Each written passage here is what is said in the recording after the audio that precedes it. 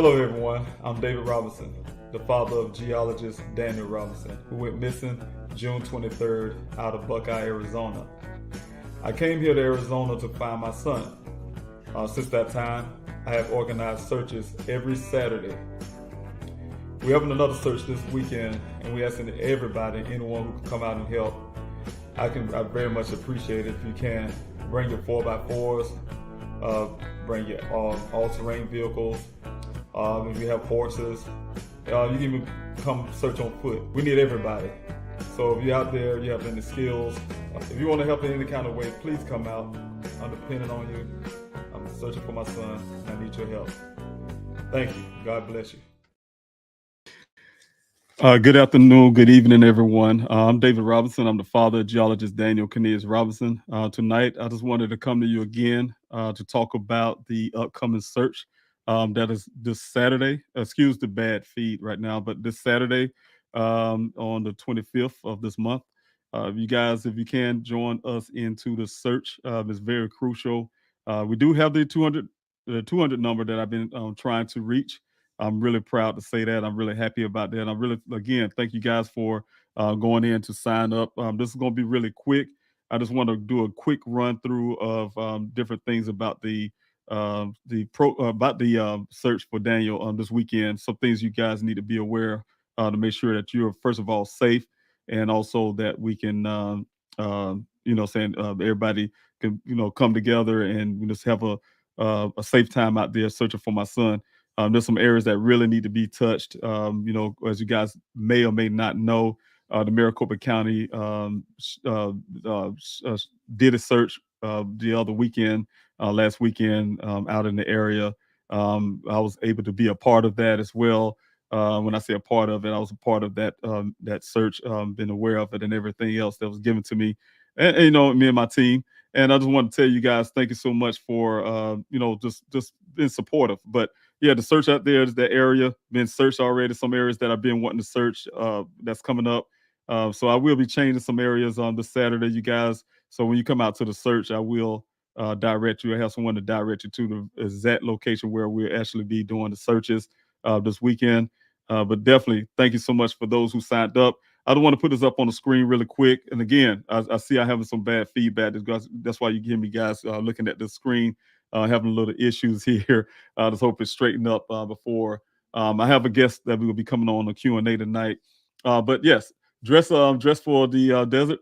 You guys, I just want to tell you a couple things. If you want to look at this sheet here, dress for the desert, wear your layers. It may be cool in the morning, but it'll warm up really quick at this time of year. It's kind of tricky. So I dress in layers, so it has something to keep me kind of warm in the mornings because it'd be cool. But it'll get hot really quick, so it'll kind of sneak up on you. Make sure you're carrying your water, you guys. Extra source of water. I like to tell people, hey, to get a Camelback or something. But if you're in the vehicle, carry some extra water. But I will let you know that we have water at the command center. We have water, and also we'll have snacks.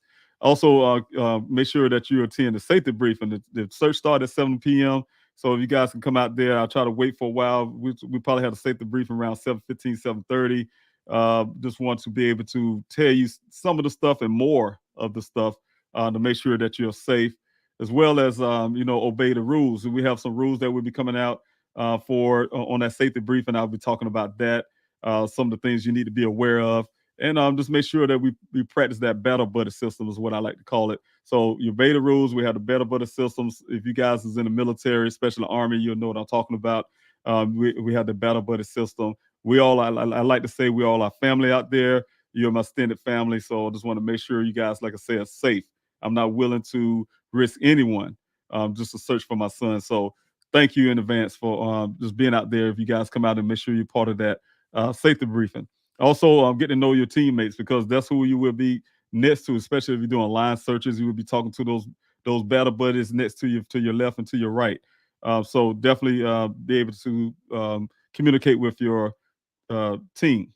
Also, like I say, stay hydrated, but provide an emergency information and contact. It is a desert. You're out there. We had a good track record from over 45 weeks of searches. We didn't have any significant injuries or anything like that going on.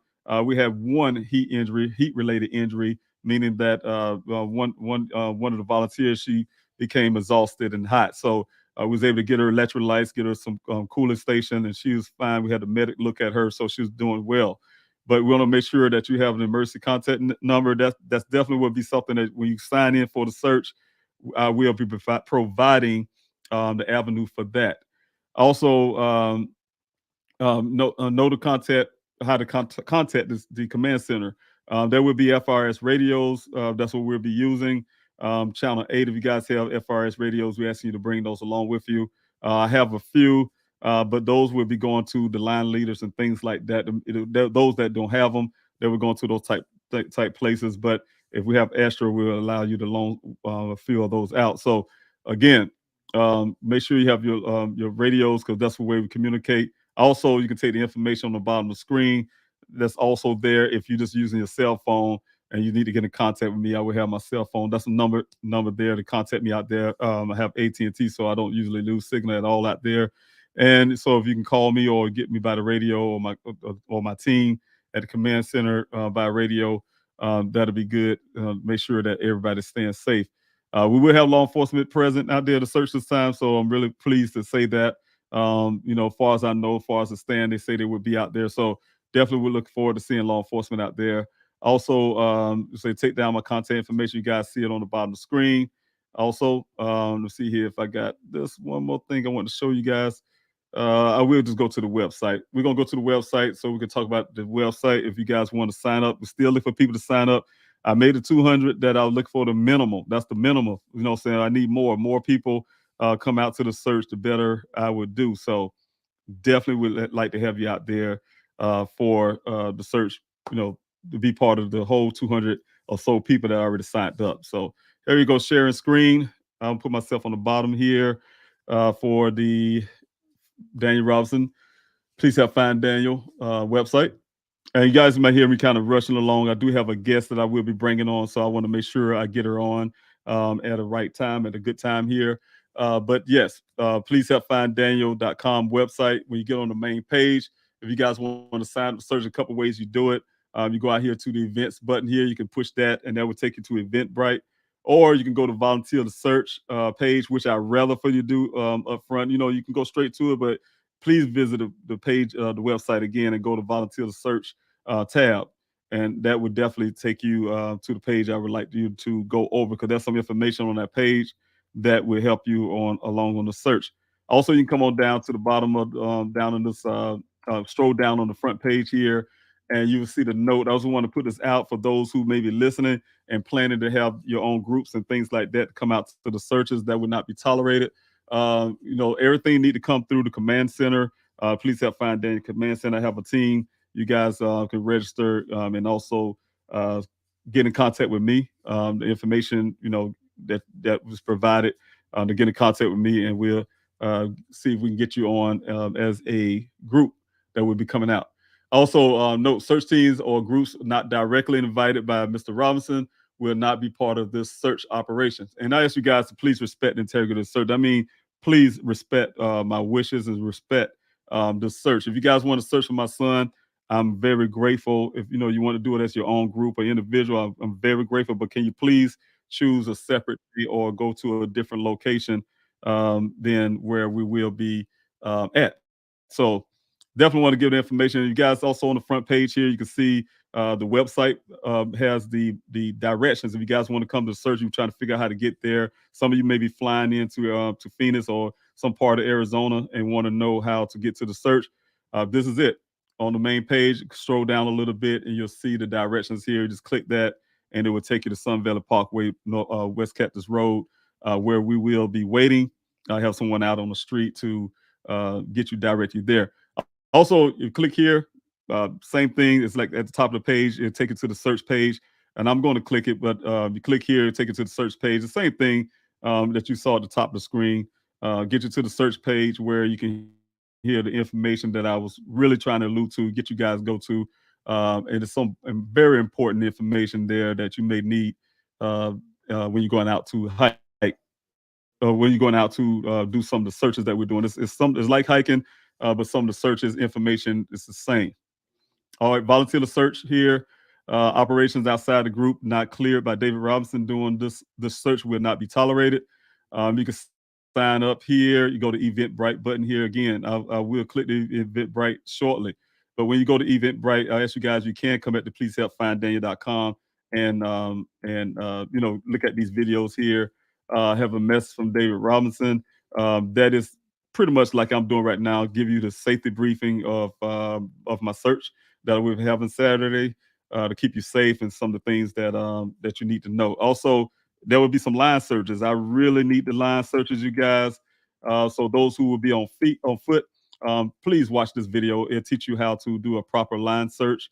If you watch it, you can see how the pattern goes and how we do a pivot and things like that. So those are very important. And again, for your safety aspect, watch the third video, and that would talk about the way you keep yourself cool, keep yourself safe. I imagine the young lady here on the video here, she's keeping her socks dry. Also, I'm telling you guys, please, by all means, wear boots. Do not, or some type of hiking boots or some type of boot, because you don't need to wear tennis shoes and sneakers because there are cat tie out there. And like I said, you don't want to get something to go on the sidewall of your boots, on your sneakers or your tennis shoes. So, and then the terrain is rugged. It's rugged sometimes. Some areas are really rocky and things like that. And you want to make sure you're getting the proper grip and things on the bottom of your shoe. So again, thank you guys for watching this again. I want to talk about a little more, but we'll be having a guest on tonight. So definitely want to make sure I have time to make sure I can bring her on tonight. And so we're going to go ahead and start the Q&A. Again, thank you guys so much. I'll see you on the other side.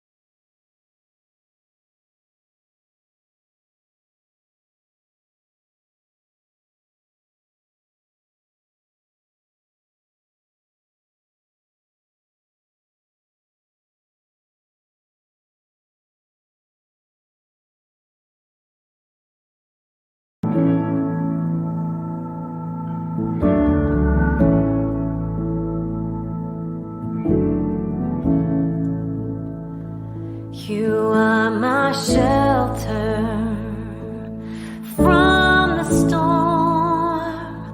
You keep me safe inside your wings. You are my comfort when life gets hard. You lead me to water to drink. And now I trust your gentle hand, even when I can't understand. I know your voice, I'm not afraid. Walking with me at the same pace.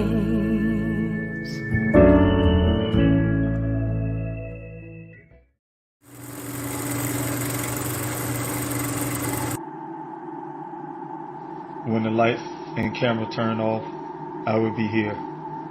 When the interest and conversation fade, I will be here. When there's no one around, a father will do anything it takes to be there for his son, to protect his family.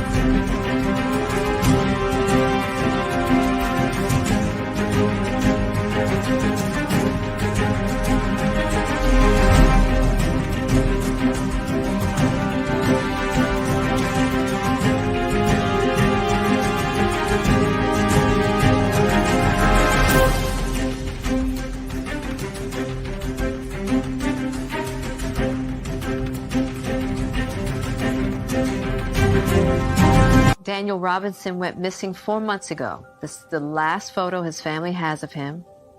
He's a 24-year-old geologist, last seen leaving his job site in Buckeye, Arizona. As the Gabby Petito homicide case garners national attention, another young person has been missing for nearly 3 months, and his family is desperate to find him. 24-year-old Daniel Robinson, a geologist, was last seen on the morning of June 23rd, leaving his work site in the desert of Buckeye, Arizona. David Robinson had only one thought on his mind as he drove the nearly 1,800 miles from his South Carolina home to Phoenix. I had to find my son. And of course, I'm still searching for him. Thank you guys for coming in this evening's Q&A. I'm David Robinson. I'm the father of geologist Daniel Cornelius Robinson. My son, Daniel, a graduate of the College of Charleston in Charleston, South Carolina, came out to Arizona to start his career in geology. He started off in Phoenix, Arizona, where he landed his first job with an engineering company called Matrix New World. It's also called Matrix Southwest Groundwater. They hired him on as a field geologist, also called a hydrogeologist. My son get assignments to various well sites daily to go out different well sites all across Arizona to check the viability of those wells. Also to make sure those wells, which is required by law, is producing at least 100 years of water before any community can be built. They must have those wells producing at least 100 years of water. He's a scientist. His job is to determine that. And as well as his company tests the water to make sure it's safe to drink. So you guys, his job is very crucial to Arizona, and it's crucial to people who's definitely going to be buying out property and things like that. So my son was sent out to 2 well sites assignments on June 23rd, 2021. As you guys know, may know, he went to the first well site where he took a few pictures of some logs. From there, the story about my son got really strange. Of course, he should be heading to the second well site, which will be located off of Sun Valley Parkway and Cactus Road in Buckeye, Arizona. According to his job and according to the only person who say they saw my son last, my son was headed out to Sun Valley Parkway to meet one guy named Ken from a well site that my son's supposed to be going to. According to that worker, Ken, they met on the side of the road, had a brief conversation. My son followed him into that desert They drove 1 mile west, 2 miles north before they arrived at the well site at 9 o'clock a.m. According to Ken, my son, and he was talking about the weather. In exchange of that conversation, my son waved off to him, hopped in the vehicle, waved at him, hopped in the vehicle, and drove off, never to be seen again. 30 days later, my son's vehicle showed up in a ravine farther out in the remote part of that Sonoran desert. A 20-foot ravine turned on the side. What appeared to be Daniel's clothing was found 3 feet away from the car in a pile. Everything from socks down to his underwear was found in a pile almost about 3 feet away from that vehicle. Of course, you guys know the story with the Buckeye Police Department, who thought not to go look for Daniel immediately when he went missing, utilizing a helicopter search, decided to deny the helicopter search under my request and my family's request, saying that Daniel is a grown man. If he wants to disappear on his own, he can. Of course, you guys, that will cause what we have going on today is the initial thought from the law enforcement, the Buckeye Police Department, not to act immediately to find my son. Of course, they waited almost 3 days later to do that helicopter search, according to the Buckeye Police Department, and it was a little too late. They came back empty-handed. Also, you guys, I know I started my searches out there in the desert. I got into Arizona on June the 26th of 2021, and I have been doing searches for over 45 weeks, cover over 35,000 acres of land out there in that desert, and we recovered human remains, things that law enforcement to date haven't recovered. They haven't recovered even a construction cone, but we recovered human remains. We recovered suspicious items like cell phones near my son's location where the vehicle was found, and also we found some clothing item in the same manner that Daniel's clothing was. The clothing that was said as Daniel's was found in the pile, belonging to another person, another adult male. We also found the sock that belonged to my son that was part of the socks that was in the evidence bag that the Buckeye Police Department collected off the scene. So you go near the well site, we found that sock, my investigator. So we also, according to my investigator, he found all the information as well. The black box data you guys know about, everything came from my investigator and did not come from the Buckeye Police Department. Everything they know about my son's case came from out of myself or my investigator who turned over all the information that we had over to the Buckeye Police Department.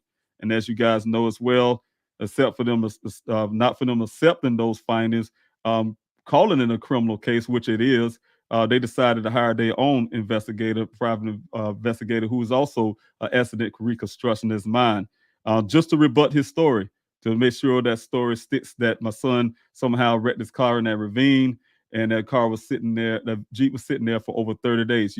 Guys, that was nearly to impossible. If it's up to the Buckeye Police Department to tell it, they say they did a search almost 3 days after my son went missing and searched that area where the vehicle will eventually be found. Also, they said they did a second search, which 2 weeks later, with Silver Air Patrol in the same area on foot, and the vehicle wasn't there. And also, you guys know that the rancher who found the vehicle was there 2 to 3 days prior looking for his cattle in that ravine, and the vehicle wasn't there. But at the same time, the Buckeye Police Department wants you to believe it was there. So those type things, you guys, from the red transfer paint that don't match the desert terrain to the 11 additional miles that was found on the vehicle after the first crash on that vehicle. The damage on the vehicle don't match the terrain. There's nothing red in desert. So definitely the red transfer paint and the fact that the vehicle was cranked over 4 to 6 times after the airbags deployed. So things like that, you guys, doesn't match up.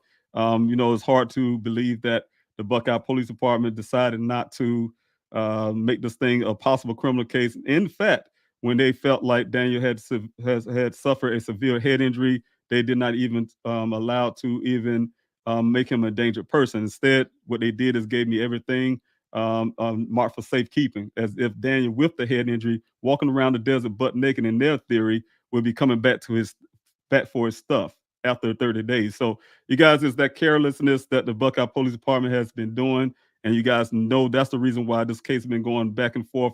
And I've been doing everything I can to move my case over to a different department. So that's what we will be moving after the search, you guys. We'll start moving towards forcing the police department, Buckeye, to move my son's case where it needs to be done over to the Maricopa County Sheriff's Office, as well as the FBI to look into my son's case. So we're still gonna keep pushing, you guys. We're not gonna stop that. So I guess also I want to tell you guys before I go too far, because I am bringing a guest on tonight. I want to talk really quick about the 23rd. Through 23rd every month. Some people like to call it anniversary. I really don't. I just say it's another 30 days that Daniel has been missing. So tomorrow will be marking that day, the 23rd, and we always do a prayer and fast for Daniel on the 23rd. So the day was that day that we will be doing the fast and prayer. I did not do a Q&A this morning, you guys. I can tell you in preparation for the search this Saturday, I was just plain tired.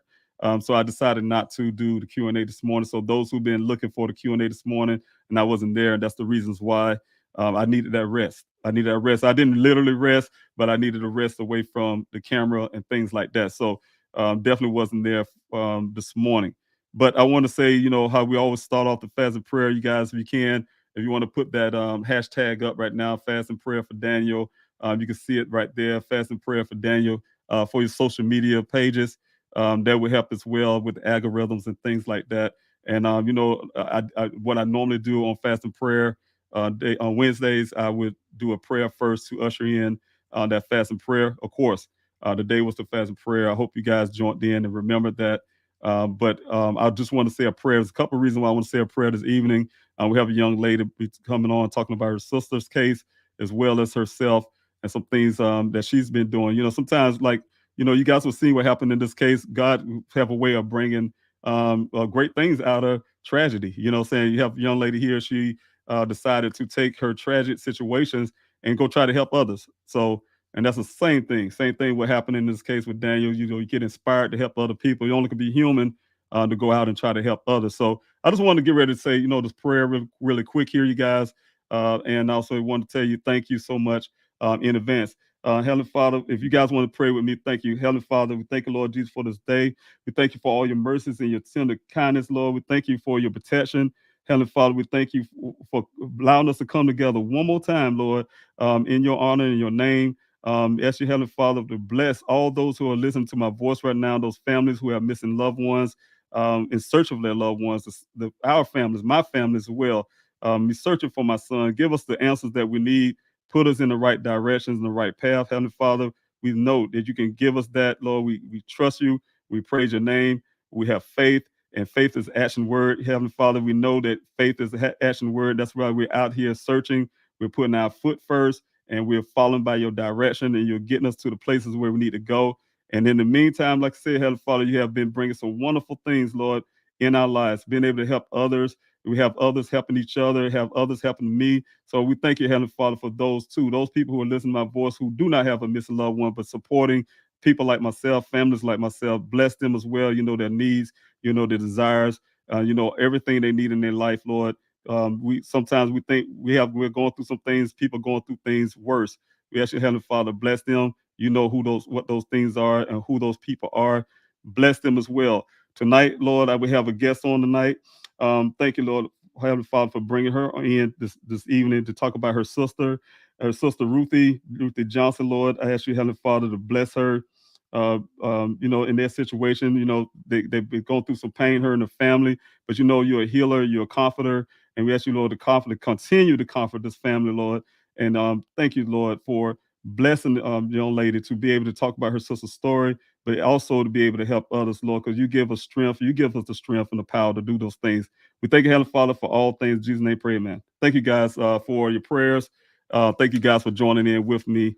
And I just want to talk about what I have coming up to right now. I will be bringing a guest on. I wanted to put that up front, you guys, on the title for the Q&A this evening.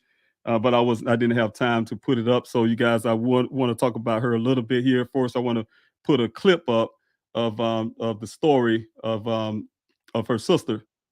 Okay, so I want to guys bear with me. I'm gonna have to try to put it up really quick here. I don't know how to get it up there. It was kind of last minute type deal for me. So bear with me, you guys. I want to put it up there real quick here for you guys.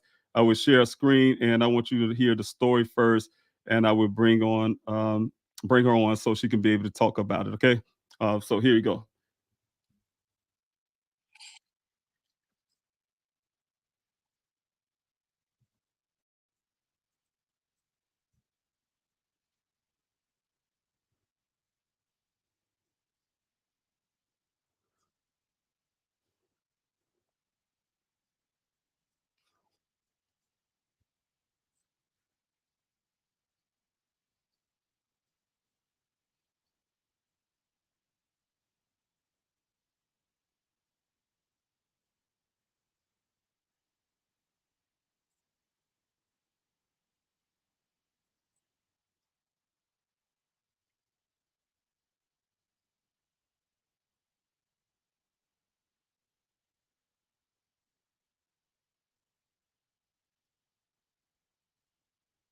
Mhm. Mhm. Mm.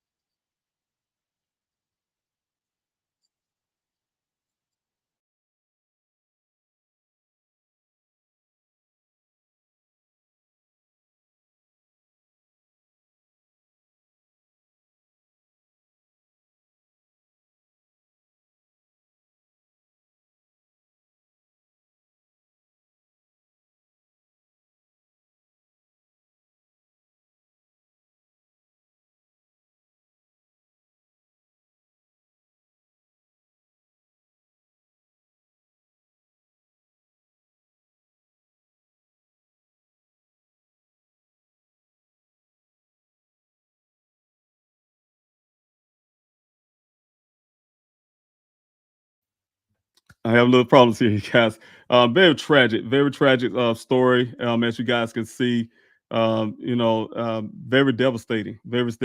Sometimes people don't have regard for others, and we see that what happening right now. So I want Miss Ali to talk about her sister and talk about this case and talk about whatever she want to talk about. So I will be bringing on right now, you guys. I want you guys to really give her your attention and give her the love that you have been giving me and my family. I really appreciate you guys. Thanks so much. Thank you, Ms. Ali, for being in this evening. Good to see you and nice to meet you, but hard to meet you under this kind of circumstance. All right, all right, fine. Thank you for having me. And I'm so sorry about what's going on with your son and the case and what you're dealing with the police. But keep fighting. Don't give up. That's the key. Sometimes it seems like you have to make them do their job, and that's unfortunate. But that just keep fighting, stay on them, do what you have to do. And that passion will guide you. God will guide you. God will lead you, and you will get the answers that you need.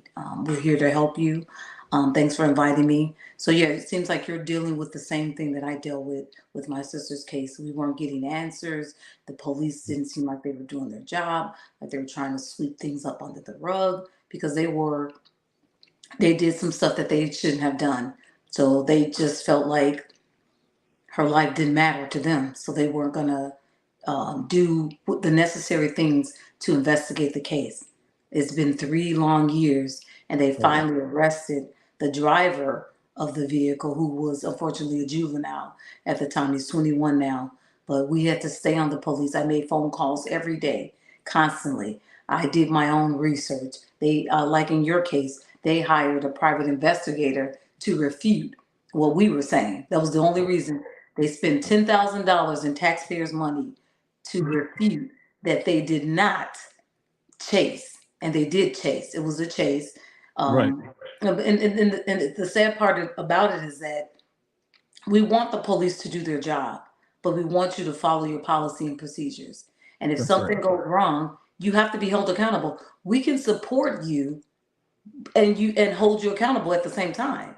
That's Like, we right. can support when you do the right things, but we have to hold you accountable when there's something wrong. So somewhere along the lines they made it where you have to choose. Either you back the blue or you back the black. And it shouldn't be that. And now it seems like that when it's a black case, their lives don't matter.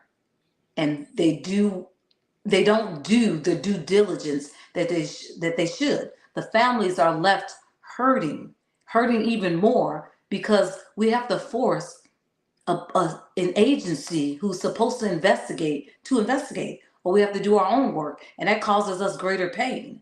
And I'm sorry again that you are going through this, but we're here to help you get through this. You stay on them, contact the FBI, like you said. You're gonna do all that and stay on them. Do not give up. Your son deserves this. You deserve this. You deserve answers. Your family deserves this. Don't give up. And that's That's the right. key. I think that some of these, and that's the thing with the police agencies. There needs to be a third party that investigates and makes sure they're doing their job. And that's why I started unified community policing. We want to help families with their cases. If you don't have the manpower to do this, don't just throw it under the rug. You're That's right. not doing any good by doing that. That's Let right. someone step in that can do this, that has no connection and trying to cover up things. Let somebody join in and help these families. That's right. There's help out, yeah. There's help out I there. want to touch in on something you said Okay. too. You said that, and it's very true. It's hurtful when you're a family member. You're already grieving, you're already in pain Right. and things like that, and then you find yourself Right. doing policing work. Yep. On top of that, and that's not really easy for a family at all. Of course, we're going to. There are some family members that's going just a go getter and going to go out and try to get things done and make sure things happening for their loved one. At the same time, it's not easy. That still is pain, a lot of pain. So Right. yes, I understand that. Right. Yeah. It causes the family. And I wish they would realize that, some of them that are doing this, I wish they would realize what the family is going through, and that not having answers and being lackadaisical in your investigation, or being sloppy, doing just sloppy detective work, like in your son's case. That just sounds like sloppy work or nothing at all. Like, if you don't want to be a police officer or an investigator, don't do the job. There's people out That's there right. depending on you, because that's what we have. We have a police force or investigators that are here to investigate the case. We're trying to let you do your job. But if you don't want to do your job, don't do it. Let somebody else That's step in right. and do it. And that's frustrating to me, where it was so frustrating that we were grieving, but at the same time, we're having to do our own investigations. We're having to go talk to witnesses and find out that you didn't even interview these people. The criminal was right there in their yard. Why did you not talk to this person? What is going on? How are these investigations? What's your policy for investigations? We need to know this as a family. Like, That's why right. aren't you investigating? So that's the thing that's why I'm working. I'm hoping to accomplish that goal through unified community policing, where we are that third party agency around the world, helping families and working with the police and communities, because you're here for the communities and the people in the communities. That's who That's you right. serve. So we're here, we want to do something like that, because I don't want another family to go through what you're going through and what I went through. I can't imagine someone dealing with a case like yours and mine, where the family still doesn't have answers. I have another person she's like a family member to us. Her son was shot and killed in the same town. They Mm, closed the case with no answers. And why is that? Why isn't anyone investigating this? Why isn't anyone asking these questions? Did you do your due diligence? Did you do everything possible? that's Did right. you exhaust every investigation, every lead? Did you do that? But nobody's questioning. The police cannot police themselves. And that's just it. They can't. And If that's what I you was leave it thinking. up to them, right. Yes, You leave it yes, up I to was them, thinking that they'll too with you. Yes, I was gonna say I Mhm. was thinking that with your foundation. That the who police the police, and to be able to Right. work together, like you're saying, but be able to police at the same time. I really think that's really wise for what you're doing. I really like that. Thank you, thank you. And Yeah, we want them to do their jobs. okay, We want to weed out the bad apples, the ones that don't want to be there, the ones that just collecting the pension. You're not doing your job. Someone needs to be investigating this. Did you do what you were supposed to do? Everything. And if you didn't, why wasn't this case passed on to someone who could? Why isn't it given to a higher agency, or an agency that oversees you, to do more further investigation? I believe a lot of these cases can be solved. yeah. And so so what I want to understand is, like I told you, I wanted to deep dive into your sister's case so I can Mhm. learn a bit more about her case.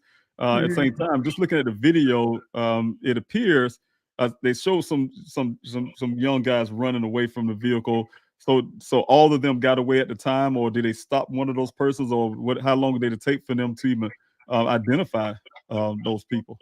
Okay, so while my sister's in the car, you see that we got to see that video. We had to grab that video because they allowed time to elapse where they lost some evidence. But a neighbor in the area actually filmed it. So we got to see that while my sister lay in that car dying, the juveniles jumped out of the vehicle and ran. Some ran north, some ran south, and into the forest preserve. So they caught two of the juveniles. Um, We know that there's a 24-hour hold, a juvenile law that it can detain them and they call their parents. But we also believe that there was some communication with the police saying, if the kids say you were chasing us, yeah, we ran, and they're saying no. Right. But we thought that they made it let them go and just try to sweep this under the rug like nothing happened. So they did end up catching two. They wouldn't speak. They wouldn't talk to them. That's what they told us. I'm going by what they're saying. I don't know this is for a fact, but I know the detective that I dealt with did seem as if he was going to do what he was going to do, and he did end up getting the one guy. He stayed on it, so he does get kudos because he wasn't involved in the initial chase and all that. He was persistent. He contacted the state's attorney. He contacted forensics and made sure that a DNA matched and things like that. But they did catch two. They didn't. There's still, I believe, 3 more juveniles that were in the vehicle with them. Because I think everybody should be held accountable. The That's police right. should not have pursued because they didn't have a reason to. There was no reason to pursue. But there's a whole other thing, and that's another thing, like holding people accountable. We want the police to do their jobs, That's right. but we also want you to do the right thing. This was a residential area, 35 mile an hour, That's right. and they got up to over 80 mile an hour. Something should have stopped. Something should have. And I thought they had policies is that, kind of slow down in those areas as well. You don't Yeah, chase. You just probably have to break off the chase and catch them later, that type deal. So, right. but tell us about your sister. Tell us about your sister. Oh yeah, Ruthie. I have her pen Yeah. that we work. She's a pin poster, daily reminder that I keep up, so I know to keep fighting for her. She was Yeah. an angel. She was an Yeah. angel in disguise, a sweet, loving person. If she was here, she would be helping you. She would Yeah. fly to Arizona and help you find your son. She just had a heart of gold. Just a beautiful soul. Just helping everybody. She would give you her last dollar. And actually, she did do that. She gave a homeless person her last $20 and the shoes off of her feet, and walked Oh, home wow. barefoot and went home barefoot. Yeah, that's just the type of person she was. She was just an angel, and that's why it hurts. It hurts so bad because I ask God sometimes. I'm like, why does it's always these good sweet people? These are the people we still need. Why couldn't the offenders? Why couldn't something happen to them? God forbid, you don't want stuff to happen to anybody, but why couldn't it be them? Why was it her? And then I just think about it. I'm like, well, just carry on what she did. She would be helping people. So that's what I'm going to do and help you and things like that. So I just try to keep her legacy alive and That's do right. things like that. Yeah. And just try not to focus on why, and just move forward and get the answers that we need. But yeah, she Yeah. was just an angel. Yeah.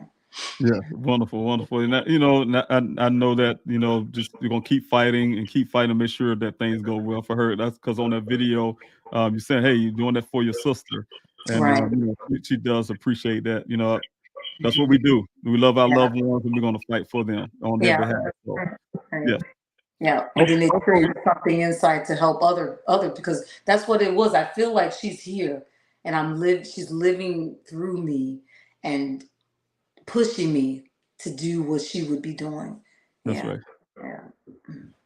yeah. And one thing you said as well, you're doing a second foundation. Mhm. You want to talk a little bit about that as well? Oh yeah, sure. Yeah. So I'm Okay. working on a foundation for my sister. My parents are involved. My siblings are involved. It's not going to be a private foundation, but it's going to be public. But we have a lot of family members that'll be volunteering, helping. Ruthie did so much, and I didn't even know everything that she did because people are still coming out of the woodwork saying, "Oh, she helped me with my rent. She used to take care of my mom," and we're like, "What?" Yeah, she came to visit me and did. So we want to give back and remember her. So it's Inspire with Love and Truth. The Ruth of the what is it? Inspire with Love and Truth. The Ruthie L. Johnson Foundation. The website is not live. I'm still working on it because Right. she's working Yeah. on some projects. She's working on a lot of projects, writing books, clothing, things like that. So we're trying to do complete everything that she started. before she was tragically Oh, so taken. you said she was writing books as well? Yeah, she was writing. Oh Well, man, yeah, that's yeah, good. Okay. she was writing. Yeah. She was my poetry buddy. I write books too, so I have Oh, good. Okay. poetry books, and she used to go to poetry sets with me and things like that. And she always told me she wanted to publish a book when I published my first book, and I said I'll get it done for you. So I just finished revising her book. Now I'm looking to publish it. Her clothing. She's a great artist. She's very talented. That's why I said it's just sad that somebody so great, such a beautiful soul, was taken suddenly and tragically for no reason Right. at all. It could have been Yeah. prevented. Yeah. And And so it I'm could have working on been. Yeah. patent projects as well. To the foundation is to create innovative products to curb this, to stop this violence. Things that we can Right. do to stop this stuff from happening. All these, I'm not sure if you're familiar with Chicago and all this crime that's going on, but it's a lot. So Yeah, I've been to Chicago just a few times. I haven't seen anything when I there. I have a couple of friends from the military that live out in Chicago. Larnell, he's from Chicago. right. So just just I hear a lot on the news, of course. Yeah. But yes, that's very just hearing the story and seeing the story is like unbelievable, unbelievable. Like I said, for law enforcement to be doing that chase in that area. And just a person that's riding down the road, she's riding down the road, and out of nowhere somebody come and smash you, you know what I'm saying? And that's it for you. So that's very tragic. When I saw that, I was like, this is God for life. Law enforcement, like you said, should have backed off. I mean, I would think that. Right. And Right. we have to keep going. So just looking at that's really hurtful. But I really plan to really look into the story more and learn more, and talk to you more about it as Yeah, well. yeah, same here. Yeah. And it was on Father's Day too. So Father's Oh, Day no. is never the Wow. same for my dad, Wow. and it's never. That was his baby girl, his baby Yeah, daughter. It's well, not the same. Yeah, so well, it yeah. was terrible. Yeah. So Yeah, I'm sorry. I'm so sorry that your family had to go through that. Yes. Yes. thank you, and I'm sorry you guys are dealing with that. But like I said, we're here to support you. Yes, and I really appreciate that. Yeah, I'm gonna keep on fighting. One of the things is, like I say, for families, we're definitely not giving up on our loved ones. I've talked to people for since the time my son went missing. People have been reaching out to me, all walks of life, especially with the missing families. They have loved ones that probably been missing 15, 20 years, but they still talk about it as it happened like today or yesterday. So because that pain is real. Sometimes people don't really realize what families are going through in tragic situations like your own, and tragic situations like these families who have missing loved ones. It's a constantly daily thing. So Right. yeah, my hats go off to you, and my condolences to your family and to yourself. Right. Yep. And I commend you as well. Like I said, keep fighting. Don't give up. Don't give That's up. right. That's right. That's right. So so hopefully they do more on the case with your sister. I'm really hoping that. I'll really be praying for that as well. Thank you. Yeah, Yeah. we're hoping justice is served, and we plan on helping, like I said, other people not so they don't have to go through things like this. Yeah. Okay. And also, you guys, if you want to visit her website, Unified Community Policing, I have the link right there on the bottom of the screen that's scrolling down the bottom. I was going to pull up your website. I don't know if you want to go through it or not, but I just pull it up. But No, you it's guys, okay. Thank you. Yeah, yeah, and if you know anybody, if you're interested in joining the advisory board, we're yes, getting group people to work stronger together. When we that's right. unify, that's why it's That's called right. unified. When That's we right. unify, we can do so much, and that's And what and I was just thinking that I said, well, I'm gonna have to get with Larnell in the background, and we're gonna talk about that as well because I'm hearing what you're saying, and I really love that unified community policing, and just the whole idea of what you're doing, and you're reaching out, saying making sure that support is coming to you as well. So I want to make sure that we're doing as a team, we're Yes. doing our part is supporting you as well. So All I right. want to make Thank sure that happens. So yeah, definitely Larnell. He's Larnell. He's Right. a good guy. He's gonna make sure that happens as well. So, Yeah. yeah, Yeah. yeah. I wish he was on here tonight. Yeah, I had him on. Yeah. Had him on some time before, and he talk about policing, him being a Chicago police officer, and just some of the things that just really disappoint him as an officer. That Yeah. you see going on now with some of these officers. He tried, like you say, tried to do the right things when he was been officer out there. and just abide by the rules and treat people right and things like that. So, just want to see other families, other law officers do the same exact thing. As Right. Larned has been doing. He's a very good example of what Mhm. policing should be. So, Right. And we want more individuals like that. And we yeah, want to reward those individuals that are stopping these bad officers that aren't doing their job. Like that, what's his Tyree Nichols. That shouldn't have happened under the watch of all those other police officers. It shouldn't somebody should have intervened. And that's another the resource that we're looking at with Unified. So there's so much stuff that we're watching and monitoring and researching and trying to see how we can prevent this stuff. that's right. That's Yeah. right. That's right. Yeah, and and that's what the wonderful thing is. Yeah, this. Uh, I had this little thing I said about bad apples. I really don't like hearing that, to be honest with you. Oh, If really? the heads was on a few bad apples or one bad apple in the and to me, this is my opinion. So if you have a bad apple and you're not doing anything about it, you're a bad apple too. So Right. if you're police, that's what they do. They police, whether it's their own or not. They police. So the point is, if I cannot consciously see anybody um, allow certain things in their department and don't do anything about it. It's almost like, Right. they want to penalize us. For instance, a friend of mine would come get me tonight. I use that analogy a lot. Friend of mine come knock on the door right now. Hey, David, let's go downtown and shoot some pool. Okay, yeah, I'm getting in the car with him. Don't know he got a trunk full of cocaine or something. Mm-hmm. Pull over. The first thing they're gonna do is take me down with them. I could be Right. in prison right now to the day, say I don't have nothing to do with it. It's not my drugs. And that type they say association. I think they call it association, Right. right? Right. So crime Right. by association, and it's the same thing. If you're a police officer, department, and you have bad apples, they call bad apples in there. Right. By association, you're a bad police department. That's how I Right. look at it. You shouldn't have that in your department. It should be not tolerated at all. Bad policing should not be tolerated. Period. Right. In Right. your case as well. Right. Because rotten apples come from bad trees. So That's right. that's where they come from. So it's a source. And that's why people don't understand when people say defund the police. They're not saying get No, rid they're of not. their police, even though some Right. police forces do need to be taken. They want you reallocate those funds. And a lot of That's right. people didn't understand that. We do Right. need criminal justice reform. We do. Right. Such a systemic problem because there's cases out there where they're doing the same thing to white people, but some of the white people take pay and they go move on. They don't come out, they hush, they settle. But that's how systemic it is. They're abusing their own people too. But they were doing it to black people, a lot more often killing them. We end up dead. These people get away or they settle and go on with their lives, and we have to stop that. So That's what right. We happened? do. We do. Yeah, yeah, definitely have to stop. Yeah. Especially like you said, reallocating the money.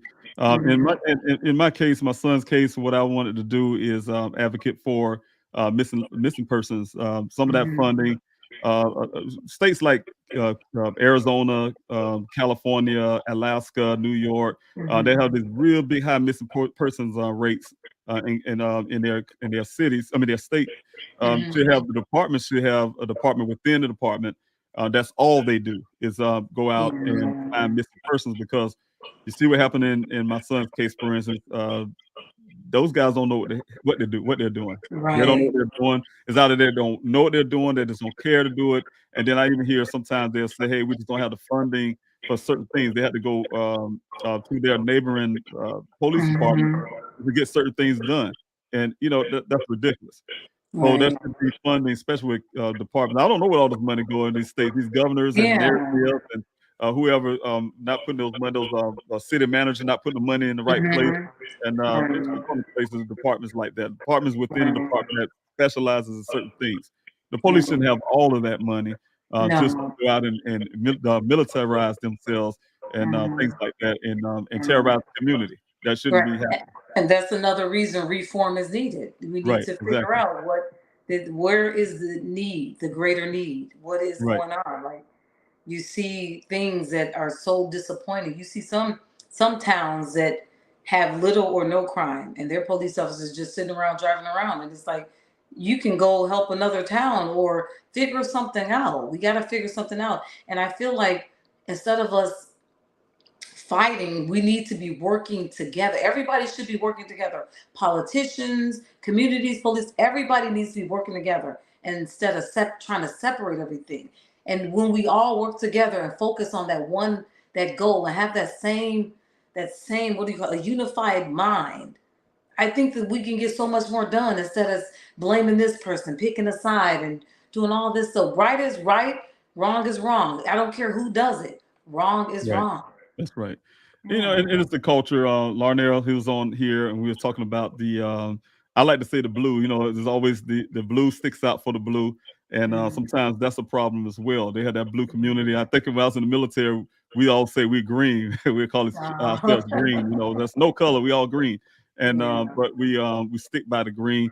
The police department does say have this culture though, this bad boy culture, going out, like I say, terrorizing sometimes. But there are officers. I have a family member who's a retired detective now, and all good officers out there every day, like Larnell, out there to do good for the community, try to get down crime, whatever their job is, really passionate about what they do. At the same time, so I want to make sure that we, for those other ones, the ones that's out there not really taking cases seriously, because that should have put 3 years in your sister's case. I'll be honest with you, that should not have taken 3 years. It's like it's obvious that somebody was going around trying to make sure they're looking out for the blue. This is my opinion. It's my opinion without actually going deep diving. Probably looking out for the blue instead of looking out for the family. Right. And that's what it was. They spent more yeah. time and energy trying to prove that they didn't do something wrong, or trying to cover up and things like that, when all they had to do was just, and that's the thing though, just admit that you did something wrong and be held accountable. You want criminals to be held accountable, then you should be held accountable too. Nobody, and that's why I want to take away that what is qualified immunity for politicians, police officers. Why aren't you held accountable? Especially if you're committing a criminal act. You killed someone, an unarmed individual. Why aren't you held accountable just like I would be? We have to stop that as well. And politicians too. They need to be held accountable as well. The ones that aren't doing what they're supposed to do for their communities. So people are asking questions. I'm sorry. Oh yeah, I saw a question come up, but this is part I would be doing later on right now. But yeah, you're right. You're right. I get so frustrated, and I never thought that I would be on this end. Like I was, my goal was to go to law school, be a lawyer, save the world. But then I got into criminal justice, working for a state agency, government agency. And the microaggressions, the things that I witnessed deterred me, because these are people, prosecutors, who advocate for us, but they're telling me because the color of my skin, I am guilty no matter what. These are the things that I've heard.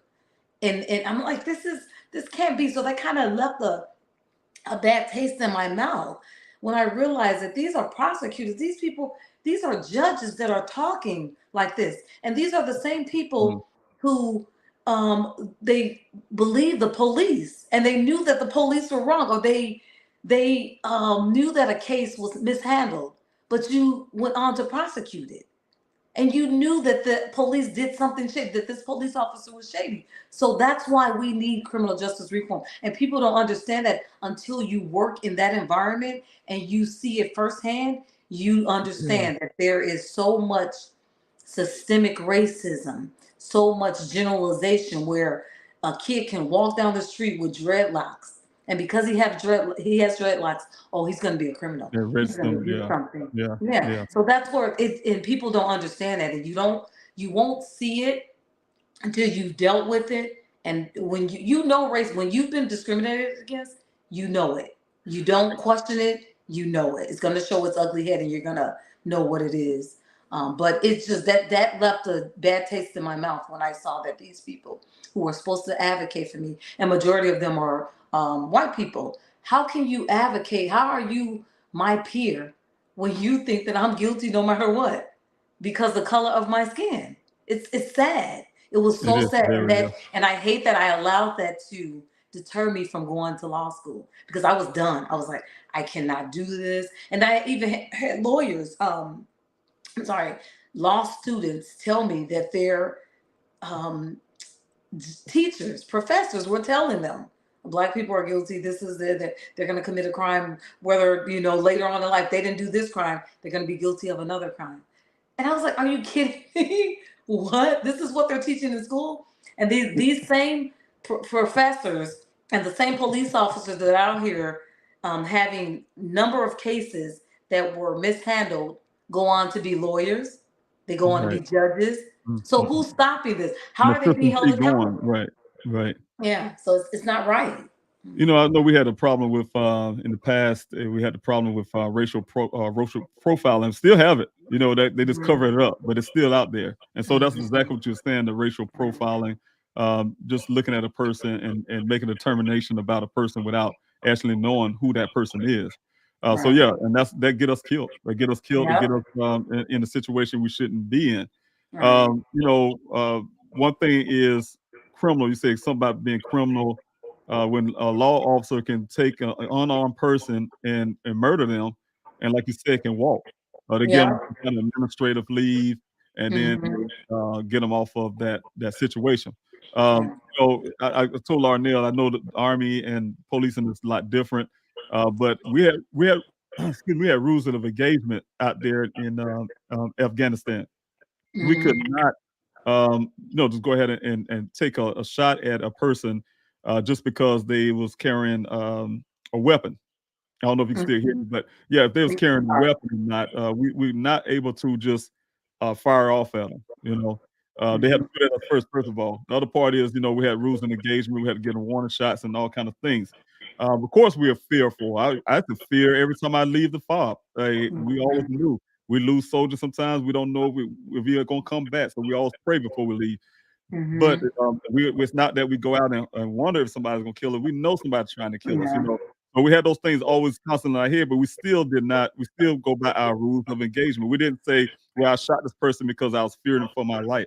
They had an RPG in the arm or they had a gun, their rifle on their side, and I was fearing for my life because they faced towards me and like they was going to fire me and I just shot them. No, we'll go to prison. We'll go for something like that, military prison. So the thing is, if you're afraid, if you got those biases, you got those racism, those ideas about people that you don't know, yeah, you should not be in policing, period. You have that fear that every little thing, you're jumpy for every little thing. You should not be in policing. So those type things, it's a problem that the whole culture of policing that causes a lot. So Right. I agree wholeheartedly. And that's what I said too, like with the unified community policing. I want to do something with that too. Start testing them for drugs. Start testing them for steroids. Because there's something, if you have anger issues, you have no business with a gun. You have no business on a police force. It does not belong. You don't like certain people because of the color of their skin. You don't belong on the police force because you're going to come in contact with people of different races, different cultures. That's right. You have in these anger issues, like what makes you so angry that you beat somebody who's complying, that you beat them and then you kill them and then take photos? There's something mentally wrong with you. That's right. And they need to start testing them and doing further investigation with that. Because now it's like you give them a badge and it's a license to kill. They think that it's okay for them. A lot of officers come from the military.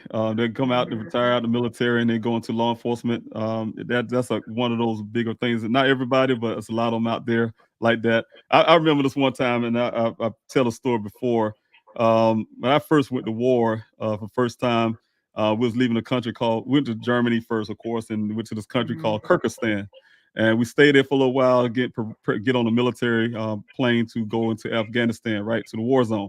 So I don't know if I should be telling that, but anyway, we were going to the war zone. We was inside the belly of this plane. I'm not gonna say type. And the light came on. I'm nervous, fresh out of I came straight out of basic training, straight to the war zone, to make a long story short. And the thing was holding my rifle there, and all of a sudden the lights went out, and they say, now we're in the combat zone. They did a thing called a combat drop to get us down really low altitude really fast. You can just feel the plane, feel like it's dropping. But the thing is, we got there, and the only thing was in my mind is that we was going to have to fight our way out of this plane. You know, so I'm going to come out and try to find a position. I don't know, some things I thought I saw on television. But when they said we are now in the combat zone, these guys was cheering. Yeah, we get to kill somebody. We get to kill somebody. I mean, literally hearing these guys say that. And the group of guys that I was with, they were looking at each other and say, what's up with these guys? You know, literally. So you have some mindsets of people who's out there.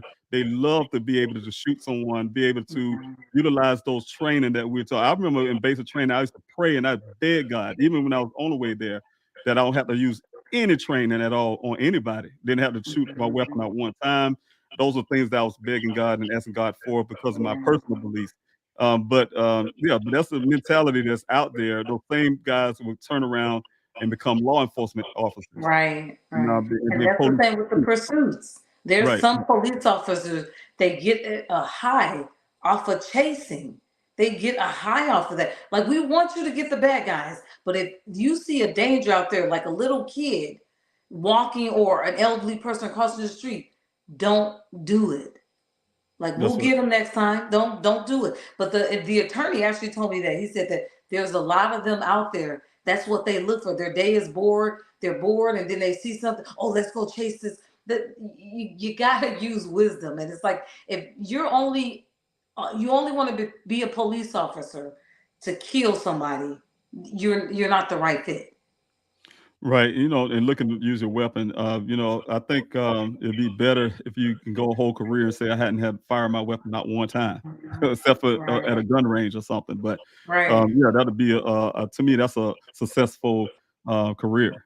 Right, right. And I had a detective told me, he's retired now. And I remember, because like I said, I support the good police officers. I do. And I'm Right. also Yeah. creating things to protect them and That's right. reward the ones that are doing their job properly. But we also want to hold the bad ones accountable. But I had a detective tell me, I said, this was, and I was talking about my home, protecting my home. I go to the gun range. I love to shoot my gun, but I'm not looking to shoot and kill people. And I told him, I said, I really don't want to have to kill somebody.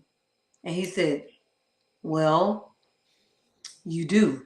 And I said, yeah, you know what? I thought about that. If you come into my home and you mean to do Right. damage, yeah, okay, that I can see. But in Right. my mind, I was like, I really don't want to have to. But he was like, Right. no, you do. So I saw that mentality where they do think that it's either me or them, and it's true. They That they is they right. see things differently because they're out there and they're in it. And that's why I said there's things that we can do to protect them too as well, so they don't feel so threatened. But if you're just going into certain neighborhoods and you just assume that somebody is armed because of the color of their skin, that's wrong. Because if Right. you're going to approach, if your training should be to approach every situation and every person the same. Don't be gentle with this person because of the color of their skin and be aggressive with this person because of the color of their skin. Right. We have to figure it out. And that's the thing that where I said it's in their mind. They're trained, to do this. And some Right. of them like to kill, and some of them like to chase in cars and don't Yeah. want to be held accountable. Yeah, you're right. And one thing Larnell pull out as well is there are good cops out there, and Yeah. but they don't have the support that they need, and the support is Right. because of a retaliation from other law enforcement Right. officers. They was to say something. I think he's saying that they need to strengthen the whistleblower law, some Yeah. protections for being a whistleblower in the police department because Right. that would stop a lot of those so-called bad Right. apples if there Right. was some type of protection for officers who's really out there to do their job. Right. Right. Because there was a police officer in Maywood too. His case has been unsolved, and I just feel in my heart that there's some foul play with that. That he was on the verge of finding some corruption or doing something, and they killed him. They still, till this day, his family is still looking for answers. This happened, I think, in the 60s, maybe 80s, or maybe I don't quote me on it, but you can Google it. The FBI has been involved. The family requested another investigation, everything, and they still do not know who killed this police officer. And some of the police officers weren't even talking. And they said that this guy was a good cop, and I think that he was onto something. They couldn't figure out why he was in this area at this time of night, But they said he was going to go talk to like a witness or something. So I think that he got knocked out by one of his When it's so-called, on. Yeah, one of his own. So that yeah, stuff should be further investigated too. Like somebody should be keeping a watchful eye, but it has to be a third party because the police cannot police themselves. yeah. It's And I'm clear. glad you said that. That's true. That's Yeah, true. it's I have clear. my son's case. Wanted to go to make a complaint at the Buckeye Police Department about their officers and how things was going. And I remember when I first met the detective, I'm gonna use exactly what happened. My first impression of the Buckeye Police Department. His name was Detective Biffin. He called me up there and said, "Hey, I need to see you at the department." Went up to the department, walked in the front door, and they had this big glass there. Also, white officer sitting on the other side, really older guy. I say, "Hey, how you doing, sir?" And he just started yelling at me. "Hey, what you want?" I mean, just yelling at me. And how you jump back? I jump back the same way. I'm like, I'm here to see Detective Biffin, and he says he's not here. What you want with him? Like, Oh, Well, he goodness. called me up here. Make a long story short, and he ended up calling another lady, who told me he's not there, and she'll just relay a message. Who are you and what you want, and blah blah blah. I said, well, he told me to come up here. So and so. She wrote my name down, and then as I was walking out, I called him. He said, "What I am here." He come walking out the side door. But that Wow. was the impression I got. So Wow. yeah, it was really nasty, really nasty. That is. The both of them, their attitude towards me, and all the thing I said was hello. So I'm saying sometimes they would look at you as a person and just want to attack. Yeah, Just you attack. there's I'll some say this of them. right. Yes. Yeah. Yeah. I've walked and see I've come because I've worked with police officers and I've worked in prosecuting agencies. And I will come if I see a police officer on the street, I try to show support. Like I'll go up to them and say, "Hey, I support you. Like you good cop. I support what you're doing." And I had one go for his gun. I'm stopping to say, "Hey, I support you," and I'm about to get shot. I was like, "What is this? Like, what is going?" So I know what you're saying, and I understand that some of them aren't guard, especially today. We're not here to beat up the bad cops. I mean, the good cops. No, not We're at all. trying to get rid of I'm these pro cops that police, man. I'm aren't pro doing their police, but job. I'm anti bad cops. Yeah, I'm not right, right. Yeah, I'm not anti-police, and right. Not at that's all. why it's called unified community I, I, policing. I was I'm laughing trying at to one of the support the good comedians. ones. Yeah, We had a yeah, and comedian. I I think forgot I, who it I was. think it's the bad, but I'm hoping that this thing, what's going on now. I'm hoping that it does kind of weed out some of the bad cops, and I'm hoping Right. that some of them give up and be like, okay, I can't do this, I can't deal with this, and you leave. So that's what we want, but it's hard. Yeah. Yes, it very much so, very much so. I was going to say, I heard this comedian, I can't think who it was, but said that if something go wrong in his house, he's not calling the Bloods or the Crips, he's gonna call the police, right? But the thing is, but it's true. You need law enforcement. So what I'm saying, I think it's more Yeah. so like, hey, you need law enforcement. At the same time, you need law enforcement to do the right thing. Right, And right, so that's what the biggest part is. Saying, hey, I'm not anti police by any stretch. I have some reasons to not like police. I have some bruises on my body that will never go away from police brutality when I was growing up. oh my goodness. We get beat up by cops all the time. If you get just Mhm. hanging on the street talking to your friends after high school, just hanging on the street, they was allowed to beat kids up. So so Mhm. that type of stuff. So and a lot of my friends getting shot in the back. We didn't have the cameras to videotape what they do now. So Right, getting shot in the back by cops, where they distance away, things like that. So, right, but there's a lot of things that we can have that say, hey, like just don't like policing, but we need policing. We need right, policing. We need right. We people to do. be able to call if something was to go wrong. Just want to make Right, sure they're doing their job correct. And I really commend you for that United Community Policing. I really like that. I just like it. I was looking at it thank on you. the other screen, and I really like that. Yeah, it's Thank really good. you. The time for Yeah. change. We can Mhm. do this together. Right. Yep. And we can. And that's another part of it too, where we go back into these cases and pull out what was done wrong here? Why wasn't this person reprimanded? And they're continuing to go on and you're elevating them. They're a chief now and they did this when they were, so that's what Wow. we need to go way back and Right. help families that have these cold cases. And it should not just be something where it's a funding issue. We need to figure it out. That's right. That's right. Yeah. And one thing I Thanks, commend you Stephen. too for fighting for your sister. Thank you. One thing I was in the same thing with my son.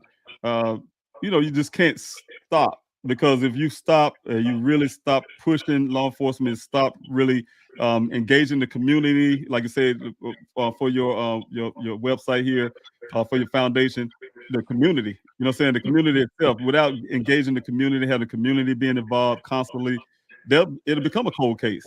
They'll Right. put up on a Right. shelf somewhere and say we'll Right. get to it whenever we can, which would be 20 years, 30 years later or something. Who knows? Right. But that's why you got to make sure they are staying actively on your person's case. Right. And they Now, need to find out. We need to find out, instead of just saying, okay, we understand that there's something with some communities, some Black people, and talking to the police. We understand that. But why is that? Why don't people, because some white people do. Why is it? Are you trying to figure out why it is, or you just say, oh, they're not going to talk? Because I've heard police officers say, we're not even going to solve this case because they're not going to talk. And they just give up. So they don't do anything. So you see, and then they assume that most of these cases, if it's a young Black man, oh, it's gang related. So what are we going to do? there you go. You Right. still have to do your job, sir. That's still Right. somebody's loved one, sir. That's or right. ma'am. That's right. Yeah. That's right. That's right. Yeah, it don't matter. Yeah, it's all about the job. You still have to do your job. That's what you got hired for. You have to follow by the law of the land. You have to follow by those rules. It's still your job to execute those laws. So, yes, definitely. No matter, don't judge. Even if it is a gang member or somebody or whoever, you Right. still treat that person with the same respect as you would an attorney somewhere Right. in the street Right. doing something. So, Yeah. same respect. And I don't like that too with the missing persons. If they are an adult, so what? They're missing. Like, I Right. don't understand that. I think that is so wrong, because I've seen cases where an adult was missing, and because the police didn't act, oh, they're free to go. Okay, I get that. But the family is telling you there is Right. foul The family. play. Right. They're Right. telling you this. And you just, oh, this is what we have to do. Don't you have common sense and instinct too? You don't That's just right. follow the book, because you don't follow the book anyway, some of the officers. But you allow time to elapse. Because I looked at one case where this young lady, the family told them that this is out of the ordinary. She's missing. And they said, had they acted on that, she would still be alive today. And I think that there's so much stuff like that. They could reform that too, like with your son, Daniel. Mm-hmm. Why did time pass? Why did they allow 30 days or time to pass where they could gather more information or evidence? Why did it take you to hire a private investigator to get some answers? Why? When you're you're doing everything right. You went to the police. You're looking to them for answers. Why can't they give answers? And you're right. I did the due diligence at that. In Daniel's Right. case, I did the due diligence. My daughter called me and said, "Hey, Dad, one of Daniel's friends from his job came by looking for him." She was really freaked out about it. Of course, I had to calm my daughter down, make sure she's level-headed. We did due diligence first. Go by his apartment, the common sense stuff. Go by the apartment first. Make sure he's not there. And at the same time, we're making our phone calls. Started calling some friends to make sure that he's not with them. So we're not getting any results for any of that, So and then we start getting suspicious. We start looking at the time limit. How long Daniel was gone? Get some information from the job. How long was it last time somebody heard from him? Which is totally unlike Daniel. He was make sure he don't take that long, over 6 hours, to tell somebody he's making plans to go anywhere. If he's going to go somewhere where people be asking. So we started looking at those things first before I said he's missing. We even went far. I went as far as calling the Tempe Police Department to do a welfare check. Hey, his car's missing. Make sure ain't no foul play happening in his apartment. And somebody to go check. They didn't do that. They looked through a crack in the window or something, a living room, because they saw a light on. But they didn't actually go in. So did the due diligence first, and then with the time passing by, we know Daniel. We know that his pattern has been broken. And like you said, that's one of the things I want to advocate for too, is that they can change these policies with policing that says that hey, you just assume the good before you assume the worst. The family assuming the worst, you should be assuming the worst too. As take the family story and work that way and work your way backwards and say, hey, to find out this person say, hey, I just wanted to go on my own or whatever. It's better for them to work it that way. Find this person. When they find this person, walk up to. I think Mr. Pooley is one of the guys I know gave a story similar. Find a person. I think he gave a story where a woman was looking for her husband, been missing. To make a long story short, they found them first. They looked really hard for this guy, found them.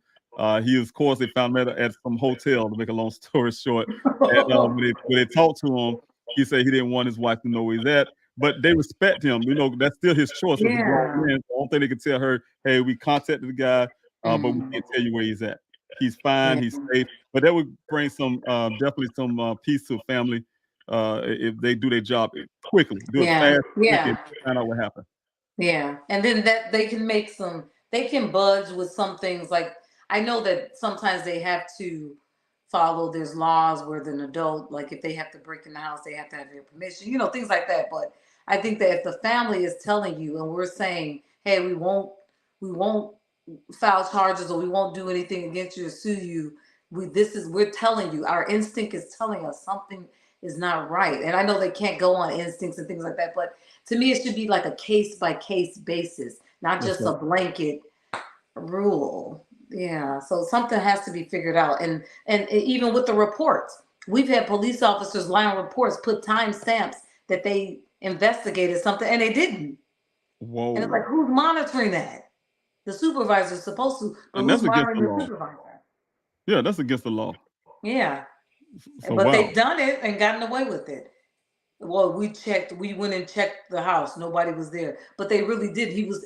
Time showed that he was sitting at his desk. How did you go check how did you do a wellness check when it shows that you were here at your see, that's what I'm saying. Like, they can't police themselves. Supervisors aren't doing their jobs. There has to be something. And that's what I'm looking to work on. But and you're gonna do that, and I see you starting off really well, and I really appreciate. That's really good. Yes, yes. I can't wait to help support as well. You know, talk to Larnell and keep us contacted. Yeah, somebody said, yeah, that's good. Yep, and the same with missing cases. We're going to do something with that too. So families are not, out here, just you have no answers. We want to make sure you've exhausted every resource, everything, done your due diligence, because it causes, like you said, greater pain when you make us feel like our loved one's life doesn't matter. It matters to us. It does. We're going to do whatever we can do. So, yeah, but thank you. And like resources I said, not there. And thanks so much. And thank you so much for your time. I want to hold you on here too forever. You can let me know. I'm enjoying it. Okay. Yeah. Just let me know if I'm key, because I kind of my team always get laugh with me. Lionel, he'll tell you that as well. I get long-winded and they get me going. I'll be on a Q&A for 2 hours. I think one night the team was they just hit me. I heard my phone making these little weird noises, and I went to go look at it. It was trying to say, you've been on here for almost 3 hours, right? I think that night on the Q&A, I took I was really tired, and I took one of these things. It's like an energy shot. And it had me going. I felt like I was talking for 15 minutes. Yeah. So but yes, but definitely good to have you on as well, and to talk about the cases and things like that, and everything that you're doing for the community. Like I was saying at the beginning, sometimes tragedy brings the best out of us to do more to help other people as well, and in our pain. In our pain, we do more for others. And then in your situation as well, for your sister doing the book, finishing her book and things like that, that's huge. That's really huge. Yes. Yeah. Thank you. I appreciate that. Yeah. Yes. I'm trying to see if anybody have any questions. Anybody have any questions? You guys know what to do. Put the capital letter Q, the question mark. They try to get Oh, you yeah. off. Oh, yeah. That's right. See, I shouldn't even put her up there, Sophia. Yeah, they try to get me out. They're doing everything they can, and for some reason I didn't look. Oh, thank you to everybody. Oh, and thank you to everybody who's sending, who's praying for us, and yeah, because you need it. You don't know how much how much you need until you get in it. You know what I mean? Like you do. That's why today I pray for everybody that is going through anything like this. Because I know what I had to deal with. I had to take everything on my shoulders. I had to even keep some stuff away from my family because I know that they connect. And I had to go. I would go in my room and just cry after hearing some stuff or reading something about the case, and didn't even share it with my family. But it's a lot. It takes a toll. It takes a toll. It So I does. can only imagine what you're dealing with. Right, you And say some things you had to keep to yourself, as I'm saying. Some things you couldn't share, right? Yes, okay, I yeah, get exactly what you're right, saying. Okay, right, and that's how right. I feel sometimes. We want to share a lot with the public too, and Mhm. I can't do it. There's some things I do know already, some information. Yeah. And I'm gonna say the sad part is doing Mhm. your own investigation and you finding out things that law enforcement don't haven't found. You giving law enforcement information. I have Buckeye Right. called me for things many times. I had even the chief of police accusing me of holding back evidence, or like in other words. I'm Oh, finding things like I work for Buckeye somehow. I work for them. I'm supposed to be out there getting information. When I get it, I'm supposed to give it to them somehow. wow. I'm waiting on them to catch up. There's some things I'm still waiting on law enforcement to catch up on that I know already. And I've been trying to give them tea leaves, other departments that is, tea leaves. Hey, you guys, somebody need to go look into this. This is the reasons why, and to this day, they haven't seen law enforcement move on some of these things. So it's there. But I do have some questions here real quick, Paul. I want to make sure this is Okay. not a question for you. Okay. Oh Um, yeah, there's like 184 comments we've yes, I been. have a question here from PO Channel. How open and sincere do you think law enforcement would be with a third party trying to assist, collaborate, and unify to solve cases? Do you feel they would be receptive or feel defensive? I believe I that's for think, you. yeah, that's a very good question because that's exactly what I've been asking myself. I'm actually in the process of talking to different police agencies to see what Yes, they need and what their needs are. I know some are defensive, but we're trying to go about it a way where we're here to help you. We're here to help you and the community. We're not on anybody's side. We're here to help that's right. the third party. And that's what, and I think they will be defensive. I think a lot of them are, because they already are. A lot of them already are. So that's a very good question. That's what we're dealing with right now. Because some agencies won't even talk to me, even though it's unified community policing, and I tell them that I support the good guys and things like that. They're still hesitant, but we got to do it. I'm That's gonna right. not give up. I'm gonna keep pushing forward. Yeah. So, and That's I right. think the ones that really want to see change, I think that they will be very receptive. Okay. Yeah, and I believe that too. Yeah, I really believe that too.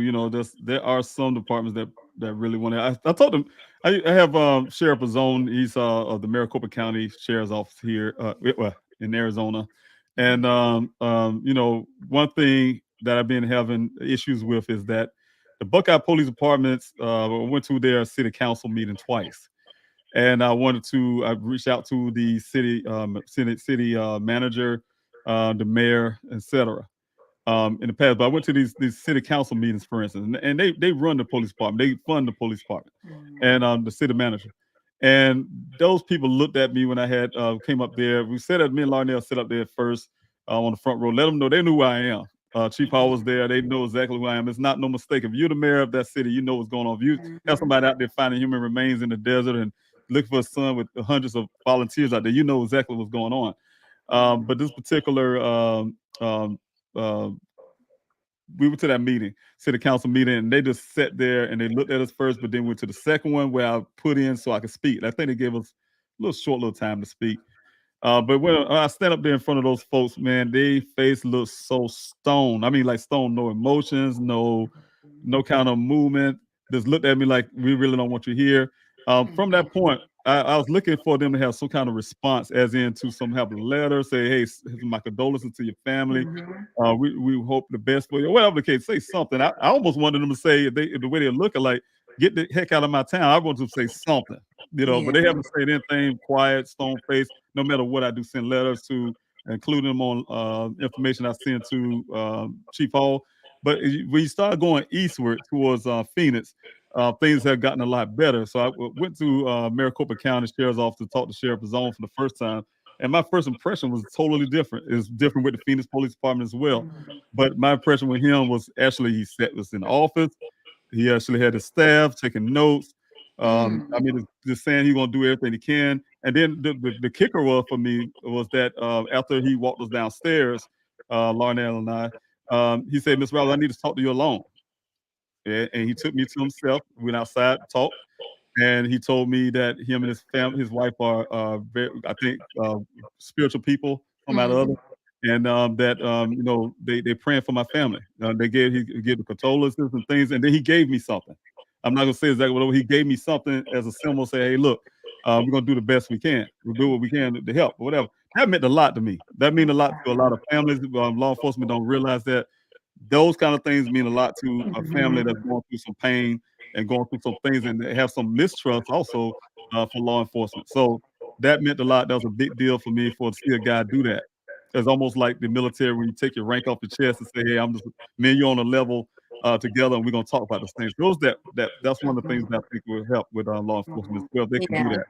Right. And mean what you say. When you say that you're going to do everything, That's right. You have to do it though. That's possible. another part of that. Yeah. That's another part of that Yeah. coin though. I think a lot of them. Like I told him that in the second meeting, I was like, I think a lot of when his official, I said, hey, I think a lot of sheriff is on. At the same time, I'm a father. My son is missing, but I think the department need to do more. As a person, he's a great guy, but his department need to be doing more. Even though he Right. runs the department, but you need to do more. So in other words, I'm not going to stop and say, man, he's a good guy. He's doing it. No, I want to still see actions. Right. That's just Right. going to have to be. But I have another question for you, I believe, here from Willie. Thank you, Willie, for being here. Question: any plans in the future? Okay, that's for me. Yeah. Protest. We need to keep Daniel's name in the news, and that will be right now. The protest is on hold. That was pending some things I'm waiting on Maricopa County to do. That's what we're just talking about. That we'll be doing before the end of this month. Right? They did a search, but there's some other little things that we talked about. I will not be able to talk about it here, but I'm just waiting on Maricopa County's lead. And we'll discuss anything that's going forward if it comes to some type of protest. Yeah. Also, I think I have another question. I'm trying to find these questions real quick, Paula, for you. So if they have y'all have some questions for Paula, please you guys know what to do. Put a question mark there, capital letter Q, so I can see it as it come down the comment section. But I think that's it, Yeah. Paula. I have a question for you though. You Yeah. said something about you were trying to get the case moved to a different jurisdiction or something. Yeah, too. Well, the thing is, my son went missing in what the city called Buckeye, Arizona, right? But it's also inside of Maricopa County. Buckeye's in Maricopa County. And so I'm trying to get the county to take my son in case my son went missing in their county. So it's the same thing. He have jurisdiction. His jurisdiction is have more power, more weight than the Buckeye Police Department because he is the sheriff. There's the county. So Buckeye's in Maricopa County. Phoenix is in Maricopa County. Tempe is in Maricopa County. They all live. My son lived in Maricopa County and went missing in Maricopa County. So that's a big responsibility, some jurisdictional responsibilities for the Maricopa County. And I wanted to make sure that they take on my son's case because Buckeye had done so much damage. I'm just gonna give you a few damage. The damage was my son's vehicle been found. Instead of them doing forensics on the scene, they gave me my son. They took pictures. They took a lot of pictures, but they gave my son vehicle the next day. Here it is, the vehicle. And this is a couple things that happened. Now, this is how they damage it. The rancher told me he's testified that he'd go to court saying this as well. He said when he found that vehicle, he called the Buckeye Police Department. They got out there. The first thing they told him, do not alert don't alert the media because we've been looking. The media been hearing about this. Don't alert the media and don't alert the family. That's the two rules that he got from them first. And so they went out there and did this so-called search and the stuff they claim they did when a vehicle showed up. And they know I was out there now for weeks, desperately. I mean, on weekdays and weekends, desperately looking for my son, trying to rescue him. And they did not call me for over 24 hours, even let me know the vehicle been found. And the reason why they said they didn't let me know is because they said they didn't want to disturb my sleep, like I'm going to be sleeping. And they called me like something like almost near 10 o'clock in the morning. Said, oh, we didn't want to disturb your sleep. So, you know how angry that made me, but the thing was, I'm so the sorry. damage of the case of the scene of the play. They pulled that vehicle off the scene. They put it in the compound. They gave me, I so happened to have a meeting already set up. Larnell was there with me as well. And in that meeting, I have a recorded meeting. They just say they knew no forensics work on the scene. I demanded, you guys hear they say, hey, they did the swab, the steering wheel. Yeah, I demanded that. That's something I asked them in the meeting. I asked for fingerprinting to be done and so on and so on. And so they held the vehicle. They already gave it to me. but they held it for a couple more days because they were threatening me if I didn't get it out of there, they were going to have it towed away and I have to pay storage fees. But they held it for me because I demanded the forensic work to be done. They held it for a few more days, and they did this little so-called forensic work. And then we came to pick by that time I got my private investigator and picked the vehicle up. But mind you, those things was they gave me everything from the scene in evidence bad marked for safekeeping. I didn't know what those things mean. So when my investigator, I gave it to him exactly how they gave it to me. He explained it to me. He said, Mr. Robinson, he showed me the check boxes, some for evidence and other things for safekeeping. They had the safekeeping mark, meaning that they believe that Daniel gonna come back for his things, right? Despite he having a head injury, despite whatever happened, they believe whatever, he's coming back for his thing. It was totally disrespect and all kind of stuff going on with that case. But the whole point is the chain of custody. They broke the chain of custody instead of keeping those things in evidence in case they find something that's criminal. They just threw it all over to me. Right. Because what if you? I don't know anything about law when it comes to that, at the time. But yeah. So that's damage the case. There's nothing that Buckeye can do to this day. I know they out there right now ragging about Maricopa. Then they're taking credit for everybody. Maricopa County search. They say, hey, it's their search or whatever, and whatever they're saying out in the media to make themselves look good. Like you say about Blue trying to make themselves look good. But the point is, my son's case just be moved away from that department, and that's what I'm fighting for right now. Because of the damage, they just totally keep damaging my son's case. I don't have no confidence in them. It's to me at this point, I think it's an ego thing. It's a Blue thing. It's also an ego thing. We're not gonna let this case. They're holding my son's case hostage, and that's my next talk. I'm talking to people who's listening to me now. The next move when we do protest, we're gonna tell the police, Buckeye Police Department, stop holding my son's case hostage, and that's what they're doing.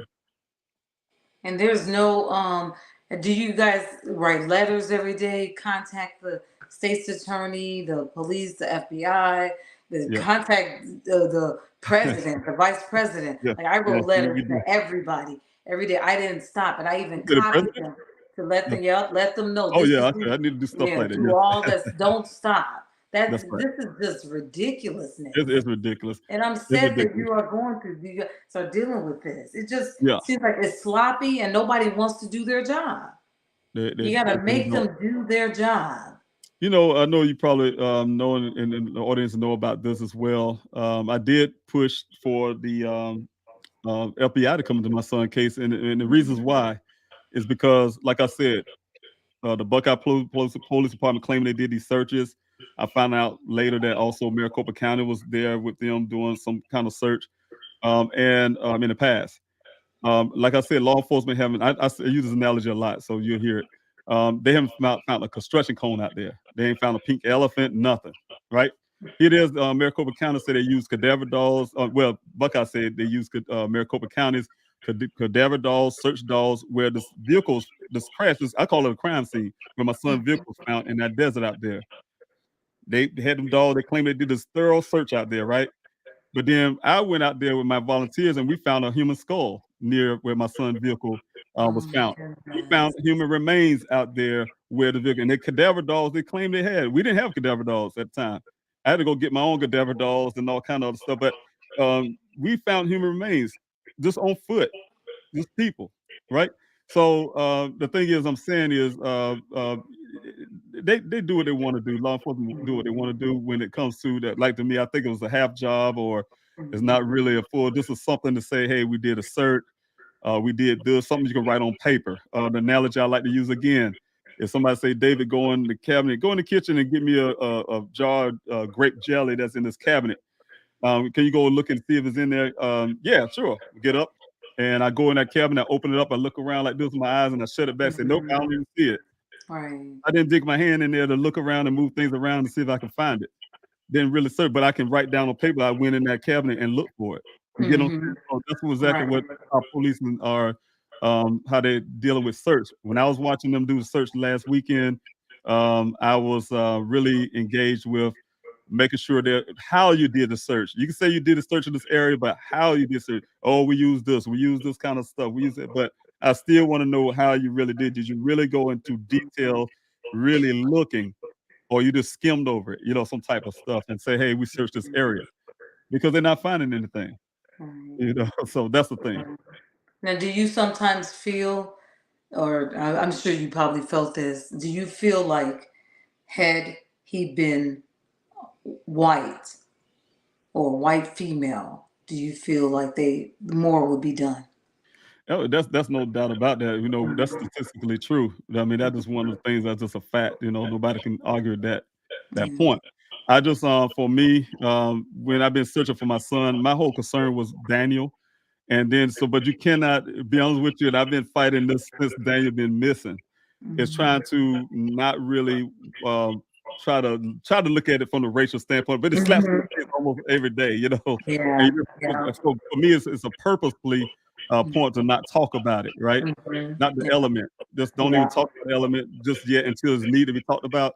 And those times came when the Petito case came up, Mhm. when I was just avoiding that issue, Mhm. and they kept throwing it at me. The reporters kept throwing, "Hey, what about this Petito case?" Yeah. You know, Yeah. and it's almost like to me the way I was feeling at the time, like I say, man, they're trying to pin me, really trying to pin me up against this other Mhm. family. I ain't trying to get pinned up against somebody's family. They feel the same pain I'm feeling. And Right. but the facts are the facts, you know. So there are disparities there Mhm.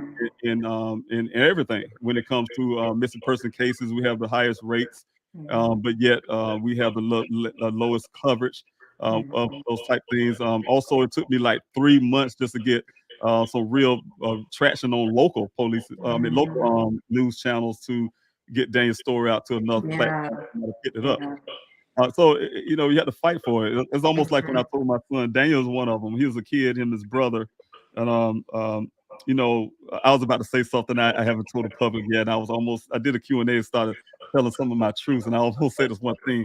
My team know, but the thing is, when he was little, I talked to him and his brother, and I said, you know, he had this white friend. His older brother had this white friend, and in school said, "Hey, daddy, my friend so and so, and I met his little friend, and he was really happy. And those two was growing up together. So I had to be honest with him. I said, look, he said, me and him gonna go. We're gonna go to the same college. We're gonna get the same job. But I told him, I said, son, I said, that is beautiful. That is very. I hope y'all are lifelong friends. But you're gonna have to work like 3 times harder than he would to get that job. You know that, right? But that's the truth. You really have to. If you want to go the same direction with your friend, and y'all going this together. Y'all not gonna go on that equal playing field. Even though y'all friends, but life is not gonna present itself with that with you. You got to work 3 times as hard as he do. Whatever he's doing, do it 3 times harder if you really want to do that. And it's sad to say that, but it's the It truth. is. It's And unfortunate that's because what I happens. used to hate that when people Right? said Yeah. that. Said, no, I ain't got to work 3 times harder. You gonna accept me for Yeah,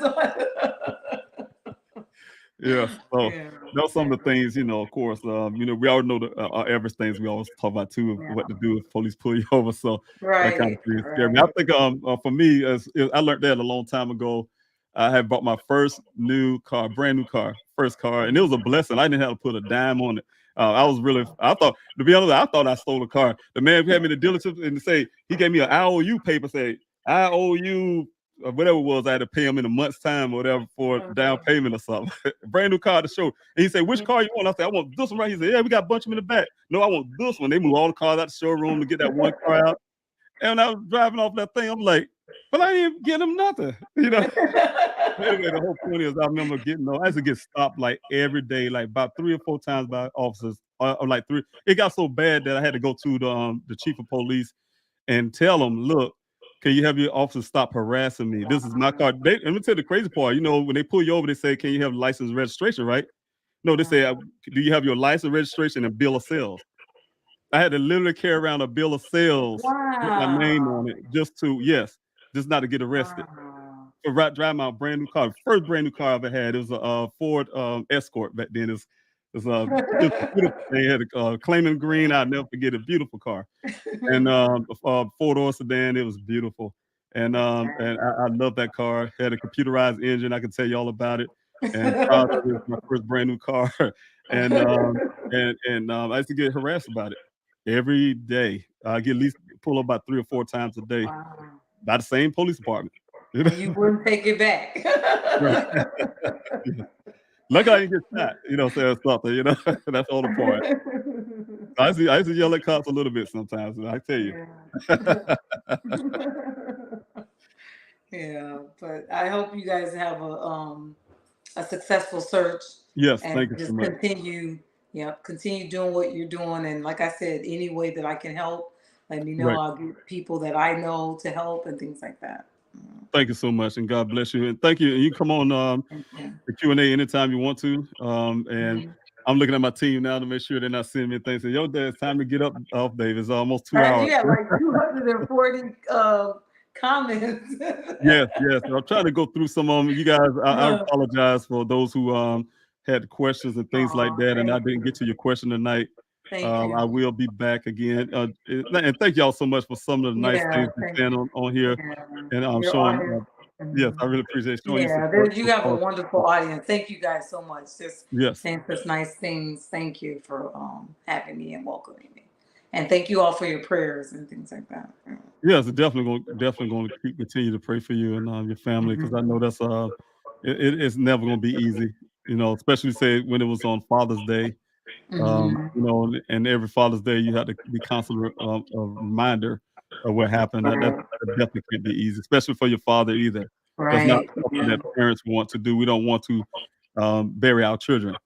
Right. We want to be able to our children bury us one day. So that type deal. So Right.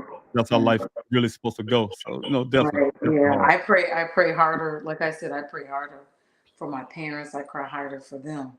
Like because I'm like, I don't know what it is to lose a child. And, I just, yeah, she's my sibling, but my mom gave birth, my dad, so like I said, I pray harder for them. I pray harder for you people, I can't imagine what you guys are going through. I know there's pain there and it doesn't go away.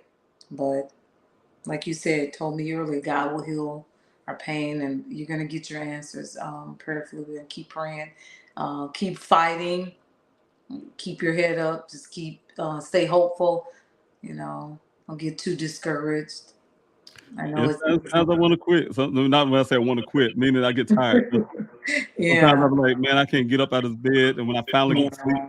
and I can't do it, I said, no, I just can't. And then I always think of Daniel, and I think about everything, and it keeps pushing me. I think about, and I tell Paula, I tell you, people in the chats, like you're saying the things they Mhm. do.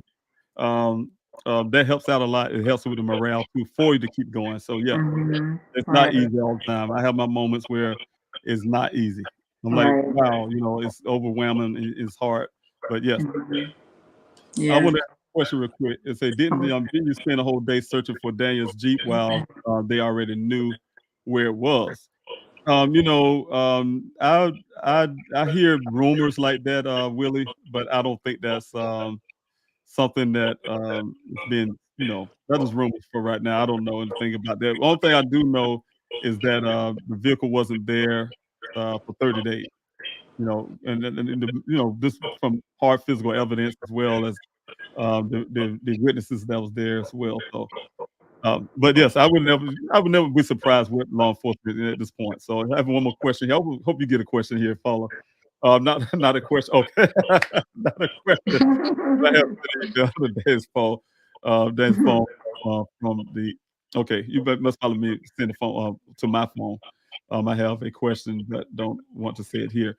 Ethan, Oh, I think you were saying my phone because sometimes people call me Daniel too. oh yeah. Yeah, yeah, and let's see here. If I can find a question, you guys have a question. I think now, for if I can find one for you, I would do that.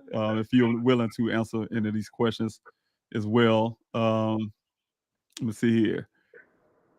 I don't know if you can see some of these questions at all from your end. I don't see. I Thank you see guys for some. the chat. I I think don't I really. have to go in. There's so many, Yeah, but there's mainly support for you and and us. They're saying sending.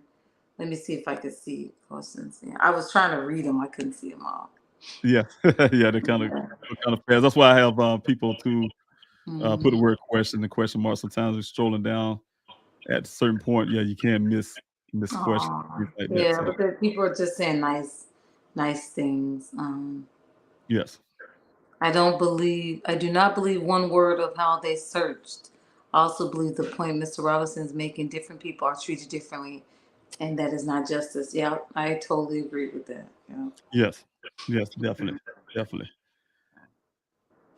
Outside law enforcement and media might be biased towards color, but Buckeye PD is covering this up for a whole other reason. Yeah, there's something I believe to it. And like I don't know if I told you when I saw the story. I saw the story before I talked to Larnell and before I even knew you, and something did not sit right with me at all. That something is not, and it is nothing about anything you guys said. It's just that whole story. Something is not adding up, and it feels Yeah. like there's a cover up. I Something's smile not because I right. hear there's an echo. There's an echo. I hear it a lot. I hear from people in different countries too. Mhm. Everybody's confused when they listen to the story. They Yeah, understand, say it just don't add up. Things don't add up. It don't make yeah, sense. And, doesn't make and sense. but Yeah, it's some like, things I do know is some of the reasons why I think why it don't make sense. And mhm. so I just need those forensics done, completed, and I'll be doing a whole lot better with some of the Okay. information that I already have that I'm hoping law enforcement caught up with, and that get some answers. I pretty much know some of the players in the game. I put it that way. Okay. So you do have some information that you can't share. That's what you were saying earlier. Yeah, You yeah. I know don't some. share Okay. everything. I think sometimes people say, "Man, he share a lot," but no, really, I don't share Right. everything. Right. Everything I do know, and I can't because we do have it's investigation as well for me, but it's also for law enforcement, whoever. Yeah. I don't say Buckeye because I doubt if they're really doing an investigation, but Mhm. there's definitely some stuff out there that they need to look into. Other Yeah. law enforcement agencies. Yeah. Yeah. Yeah. So. All right, and let's see who else got here. Mr. Robinson, thank you for your time and keeping faith and praying for your family and you. God bless you. Thanks so Yeah. much. I really appreciate it. Be love. Yeah. Yeah. Because you have so much strength and tenacity. God bless you. For doing this, and I don't know how you're keeping on, but it has to be God keeping you and helping you do this. Yeah. Right, and that's right. That's right. And we both of you likewise yourself. You building the strength right there to get going for your sister as well. So Mhm. I already know. And one quick question I have for you as well. And this is something totally different. How I know you had to be able to do the interviews and things like that.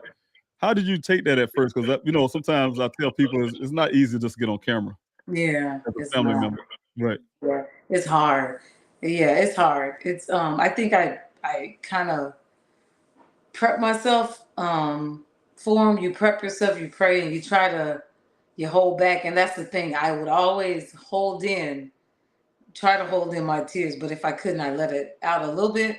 But I try to be strong. But after that, I go home and then I cry. I let it out. That's what I was doing. I was putting on a strong face, and then I would go home That's and right. yeah, and let it all out. Yeah. Try putting on a strong face for almost 2 years. That's what I have to do all the time. Is putting on a Right. strong Right. face. And one of the things Right. I told people in the past is that my approach was I used the military as a crutch in a sense, not to Mm, be able to be emotional. And because being emotional would cause you to be less effective. You know what I'm saying? Because you're crying and you're emotional wreck, and yeah. then you can't fight for justice. Right. You can't Right. organize a search. You can't talk to people. You cannot do interviews because you're just so much an emotional wreck. So Right. Right. definitely, I do all that I use the military training just to be able to do that. But I Yeah. haven't even grieved my own son's disappearance, and it's Mhm. hard. It's very hard. Right. I just want to. Right. I said many times, I just want to go somewhere and just spend a whole day if I have to, and just Yeah. grieve. But I never had found that opportunity to really do that yet. Right. You're still grieving, but you're Yeah, doing a wonderful job. You're doing a wonderful job. So I said, I commend you. God bless you. Don't give up. Just keep fighting. Just keep right. fighting. And if you have to cry, go somewhere, lock yourself in a room, and just let it out. Just let it out and come back and do it again the next day. Right. Because you got to grieve. Because you're gonna lose your mind if you don't. You gotta let it out. Go lock yourself in your like. I wouldn't let my kids see me cry. Like I would go in my office, close the door, and some of them knew because they could hear me crying a little bit, or that I come out, clean up my face, and come out, and Yeah. you know, yeah, you got to let it out though, because it's gonna come out 10 times harder and be Right. more difficult to contain. Yeah, so if you gotta cry, just let it out, scream, go somewhere and scream. That's right. Yeah. Right. Yeah. And you have to, it's almost like what I said before also is that, you put a lid, you boil some water on the stove and you put a lid over it and you try to hold it down as much as you want to, but eventually it's going to seep out and escape you Yeah. regardless. I don't know how Yeah. much pressure you put on it. And Right. so, Right. it's like that. It's like that. Yeah. At times, I can find myself, in certain situations I could tell. I could tell my character, certain things about me change because I'm trying so hard not to. And Mhm. eventually, yeah, you got to let something out. You Right. gotta let Right. something out. Yeah. But you're doing a wonderful thing. Yes, Don't stop. yes. You're doing a great job, family. I really appreciate that. I really Yeah. appreciate that. And thank you again for coming on this Q&A. Again, if you want to, you can come on again. We will be definitely like on the back end. I definitely want to find out more about your sister's case. Yeah. Definitely gonna have to keep in contact with Okay, everything. yeah, So for I sure. really You want know, I'll have to. to invite you to one of our meetings. Yeah, I would like that. Yeah. Vice versa, you can meet the team. I don't know if Larnell spoke about the team, but definitely I Mhm. know they want to meet you. And I'm speaking Okay. for them on their behalf because I already know what they're gonna say when I All get off. right. They're gonna want to be able to talk to you as well. So Okay.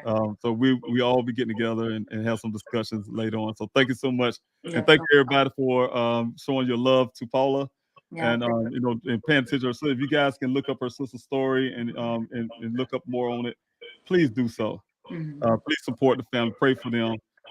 I don't know if you have like any type of GoFundMe thing for your family, Mhm. but yeah, just pray for the family and you guys can show support. So thank you so much, you guys, and Yeah. thank you, Paula, for being on. Thank you. God bless Thank you you. so much. You guys are wonderful.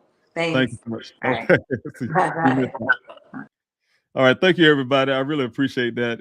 You showing your love and support, like I said, for Paula and her sister situation, Ruthie Johnson. It's never easy for a family, never going through anything when it comes to family matters like this. Missing loved ones who, that situation was murder. The way I look at it, that's a really disregard for life uh, and that's from law enforcement standpoint too. Just being able to be that chase that you guys saw in the neighborhood. Somebody's even if it could have been anybody. Somebody's child walking down the street get hit. Law enforcement pushing those guys along. Those are juveniles. They're gonna try to do what they do, but law enforcement have a bigger responsibility.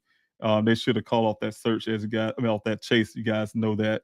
So you guys saw what's happening. You look at that video, but just the whole fact that she had to go through that pain over and over again. And what I was getting at when I asked her about going on to videos and stuff like this, um, just imagine doing this, Q&A, you have to say these things over and over and over again. So it's almost like reliving the pain over and over and over and over again because you're talking about it over and over. Sometimes some people say, hey, that might be a little therapeutic, kind of getting over something, but it's not in that way when you have to um, see the bad police handling and you're talking about it over and over and over again. Like I could say these certain little key things that Buckeye haven't done, these key things how the case has been evolving, and the reason why I had to go do my own search and so on. So and I'll be honest with you guys. A lot of times I'll be on this Q&A and I get angry. You probably could tell a little bit. I actually get angry and people want to say all kind of stuff to Buckeye and whoever. Of course, we are human. We have our pains and we display them in different ways. And I get angry about it. I'm human. I get angry about it. At the same time, I like I was saying, sometimes you try to do your best to um, control your emotions. You have to control your emotions in different ways so you can be effective. Because Daniel, he's relying on me. He can't speak for himself. I'm speaking for him. I'm an advocate for him. I'm going to look out for his integrity, his character, you guys saw what happened when you guys watched that episode of Disappeared, I think the name of it, off of Discovery Channel, I think Discovery Channel ID or whatever, and how I had to go out and fight for Daniel's honor, even for that. And despite of that, I look at it and say, hey, look, they did a great job of getting public attention. I heard they played it overseas, so people in different countries that reached out to me and said, hey, they seen that Discovery ID episode and blah blah. And I'm grateful for them for getting that Daniel story out like that. At the same time, the details in that story was inaccurate. Now, even though I know the mother and my son, my older son was saying some things from their opinion. Those opinionated things, and the only reason why, because they haven't came out to do an investigation. They haven't come out to Arizona. But the thing is, it was offensive to me because I don't want to have to be out here and make sure I'm defending his character, who he is as a person, the facts of the case when it comes to things like that. Hey, I think what was said that his apartment, for instance, was a reflection of how he felt or what he was going through. He was going through some pain, I think his mother said. And I had to show you guys, no, that's if she's saying he went through some pain, it definitely wasn't about the apartment. Because the apartment was fairly clean. You guys seen exactly how Daniel left the real photos. I don't know what Discover ID got the pictures from, but that definitely wasn't Daniel's apartment. It definitely wasn't the way he was living. You guys see there was no trash all over the place. The trash wasn't no flowing with food, and there was no dishes in the sink and all that stuff. His floor was immaculately clean in the kitchen, and only place that was disarray was his bedroom. And that's because you guys know that somebody was looking for something, according to my investigator, and according to the forensics that came back for the electronics, that somebody came into Daniel's apartment after he went missing, looking something on his computer. So they'll put those two together. Somebody was in that apartment after he went missing. So those are reasons why. But other than that, but I'm here to try to fight for my son continuously. You guys know the search coming up this weekend. I will most likely not be searching those. When I said that I was stop searching in that area in the Sonoran Desert, I will. We did those areas. You guys look on the sector map. We did cover a lot. The areas that we're going to be doing this Saturday is places that we missed.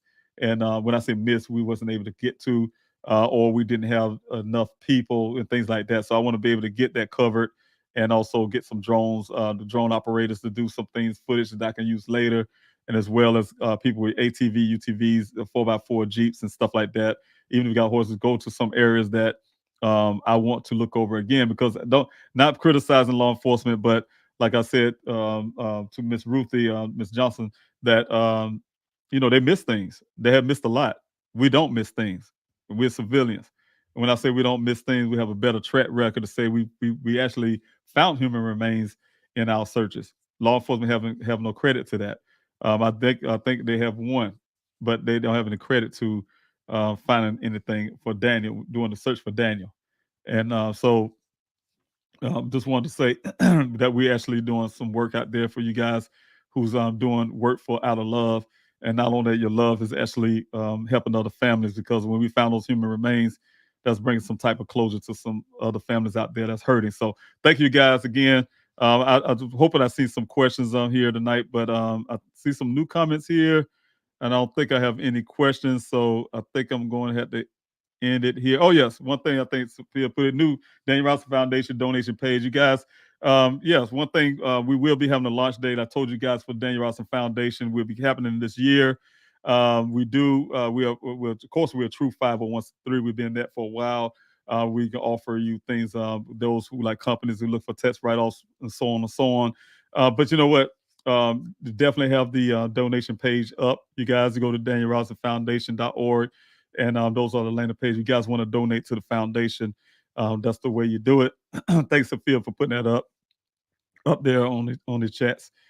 For those who are not on YouTube, that's the information there. I will, excuse me, I'll be talking about that a little bit more, because we'll be doing some transitioning over on some things once I finish the search this weekend. That's, like I said, we're still gonna get Daniel's case moved over to the Maricopa County Sheriff's Office. We're not gonna let, excuse me, I lose my voice, you guys. We're not gonna let Buckeye hold Daniel's case hostage. Not after they damaged it the way they did. And what's going on, I don't care what they do under the sun. They can put up their page.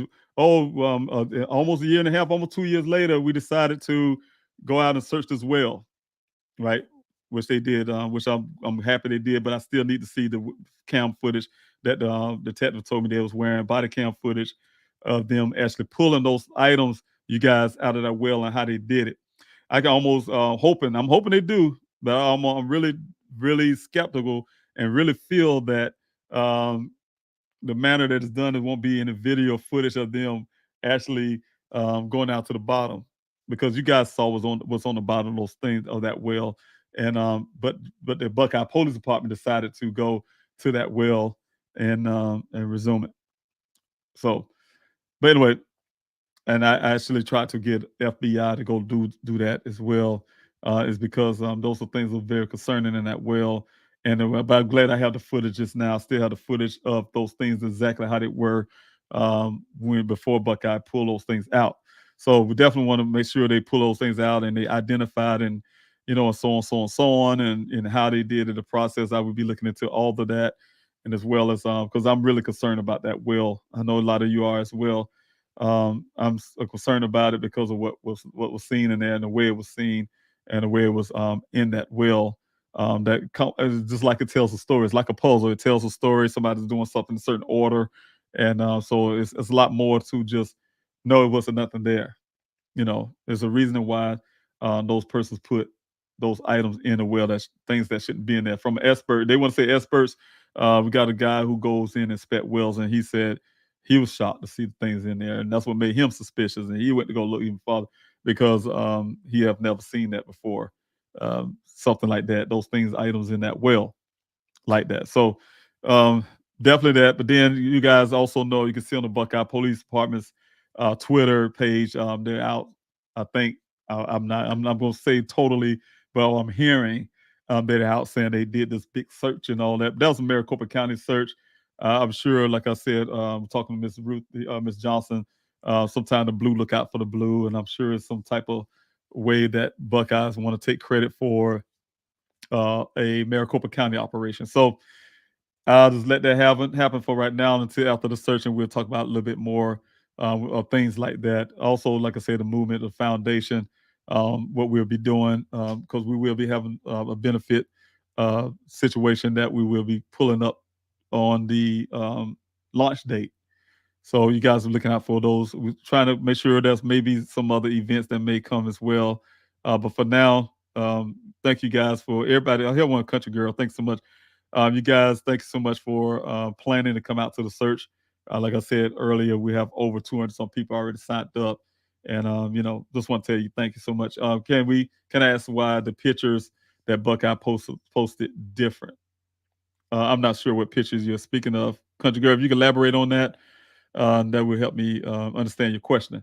But the pictures they posted, I don't know if you're saying the pictures of the vehicle at the crime scene. Is it different? The pictures I have mostly it's half. I mean, it looks pretty much the same to me. It was the picture that the rancher gave me before Buckeye Police showed up, and also when the Buckeye Police Department showed up their picture. So I have a combination of both.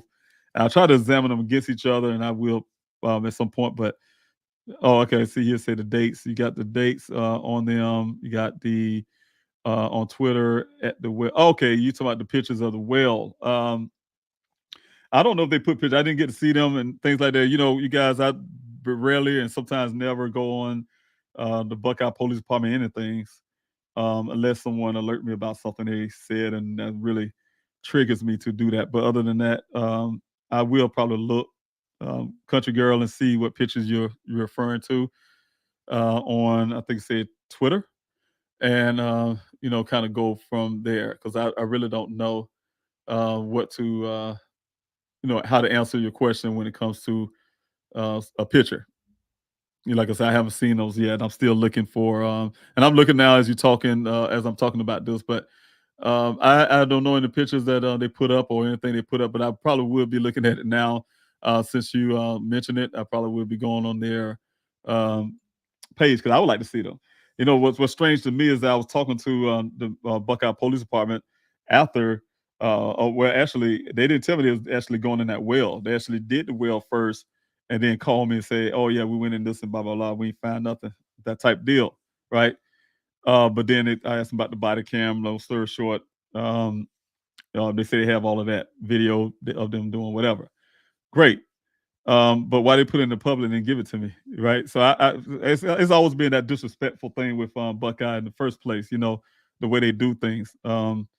Like for instance, Chief Hall, when my daughter and I was out of the search, and he was, I didn't at the time, of course, law enforcement always invited to the search, but he just popped out of blue with my then search coordinator, and he jumped out of the vehicle, and instead of acknowledging me and my daughter, which he just said, "Hey, how you doing, Mr. Robinson?" Blah blah blah, and then start grandstanding with the whole crowd of volunteers say, hey, y'all want to know where this vehicle was located, where it was found? And I mean, of course, people saying, yeah, me and my daughter looking like, okay, well, we're the family. And they have not one time the day after the vehicle showed up, they called me at the police department and stood in, and they didn't even allow me to go in the building. They didn't even invite me inside the building or anything. The detective Biffin took me out in the parking lot, in the parking space, and showing me the stuff and showing me two maps and say, hey, it was right here in this map, and he was pointing out some places. Hey, this way, like I know Buckeye and I know this desert.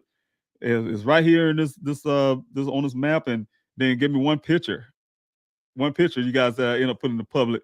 That's a disrespect. I'm telling you guys, they have no any kind of respect for me and my family, period. And that's what I'm saying is that if they want to put anything up picture wise, like they did the report, they put that out in the public. You know what I'm saying? At one point, I'm sure some people had my personal information that wasn't redacted. You know what I'm saying? For instance, they redacted everybody else, but they didn't redact me and my daughter's information. And that was one of the things that was done at the beginning. So things like that is just very disrespectful. So if they got pictures up there, I would like to see what they are. I would have liked to see that they could at least, reach out to me. I even had them to reach out to another department to reach out to me. I'm not going to say, but they had a department to reach out to me asking me, hey, Mr. Rouser, we want, this is how they came to me, this person came to me. Buckeye, I want to know if they can have a meeting with you and your attorney. I'm like, they have my phone number. They're the first ones I called when I came out to Arizona. It was this man. I think they did because the guy was black. I said, well, they're going to call the black man to reach out to me and think they can get to me that way, have the black man to come. And I was offended. I was really offended. I said, they have my number. Why they're asking you? Well, because you're black and they think that's the way they can get to me or talk to me. No, I mean, that doesn't make sense to me. So the long story short, that's the disrespectful thing. And if I see that, yeah, I would feel really offended by that, because if they're out there settling something that was very highly concerned you guys for me, and I did put those videos up there and showed you guys, right? Because I couldn't get law enforcement to act on it. But at the same time, that's to get the law enforcement to act on something that we just said, no, I'm concerned about that, But they was able to go and put it out before they law enforcement. They have a responsibility. I don't have a responsibility for them, but they have a responsibility to alert the family and talk to the family first. Bad communication with them. Now, that's what I'm saying, you guys. As soon as my investigator turned on the evidence that says foul play, they stopped talking to me and my family. That's when the relationship went bad. And instead of them taking any dime to go into my searches to help me search for my son, they took that same money. They could have helped me with those drones and so on and so on and so on, and hired their own private investigator, who's also a reconstructionist, just to rebut my investigators' findings that says foul play. This is a stage event, those type things. So, yeah, I feel offended right now. I just really feel like I'm going to really feel offended when I go look. But definitely, the official website for Daniel. Thank you, so you guys. There is no more. Yeah, I want to put this out too for you guys who come out to the searches. Please don't allow anybody to defer you to any other sites, to any other pages. They say, hey, I'm part of the search and I'm part of I'm the search coordinator. Or I'm this. I don't have no search coordinators. I'm the search coordinator. I am the logistics coordinator as well for my own searches. I don't have anybody else. I have my team, you guys. When you guys come up to the searches, I have my team. They will be manning the command center as well. Everything is going through my team for the command center and the command. So you guys would know. So I'm saying, if there's anybody out there outside of what I'm saying here, nobody's out there that I said, hey, look, you can join this team. They come to my searches, or somehow me and Mr. Robinson work together. No, those are falsified and those are lies. And I'm really trying to break those things down, because what happened is things like that happened in the past. I started seeing those areas. That's what I'm saying, you guys. That's why I'm searching these areas really hard. And I'm having a hard time now. I needed 200 people. And it's only because in the searches, I started seeing the numbers go down. And so I started realizing that people saying, hey, Mr. Robbins, I thought you already found your son. And they stopped receiving certain emails and started receiving a text message or whatever the case may be, some information that would help people, but it was being also diverted to different places. and then they get misled, and we don't have a search and things like that, all kind of stuff, and the numbers went down of support out there in the desert, and I wasn't able to cover the grounds that I really wanted. You know how that feels, you guys, when you only barely have 20 people out there, and I'm really grateful for everybody that come out there, and you walk in there, and we're doing the best we can with the 20 people that we have, and then when we had to finish and we had to call it for the day because it's too long or too hot, and because we're not going to keep people out there forever. And you look out the desert, and I'm walking out there, and I'm looking at the desert, and I see an area that we couldn't hit because we just didn't have the numbers. And I'm wondering if we could have went a little farther, or we could have took a one more lap down. If Daniel's out there, God forbid, we'll find him. You know how that feels. That's exactly what it feels like. And then have somebody to destroy that possibility, you find out the reasons why. It makes you angry. It makes you angry. So that's what I'm saying, you guys. So if those things out there, I don't care if it's on Reddit or any of these other sites, nobody's representing the Robinson family outside of myself. All right. And my team. I do have a team here. You guys know them. You can look at the beginning of the Q&As. They're all posted there. We're sitting there together on a nice group picture. That's my team. That's my team. These are people I trust very much. That we're like brothers and sisters. We're like family. And they do everything they can. Like Sophia here. So Fresh Smells, you guys, do everything they can to help. You guys, they have the same passion that you guys have, same drive to help me locate Daniel. So thank you guys so much again. I will keep talking, and I know people pulling their hair out. I'm about to go as well. I'll see you guys on the other end. I'll see you out there Saturday. I hope I get to shake everybody's hand. Thank you guys for your patience and being part of this Q&A. God love you, and I'll see you next time.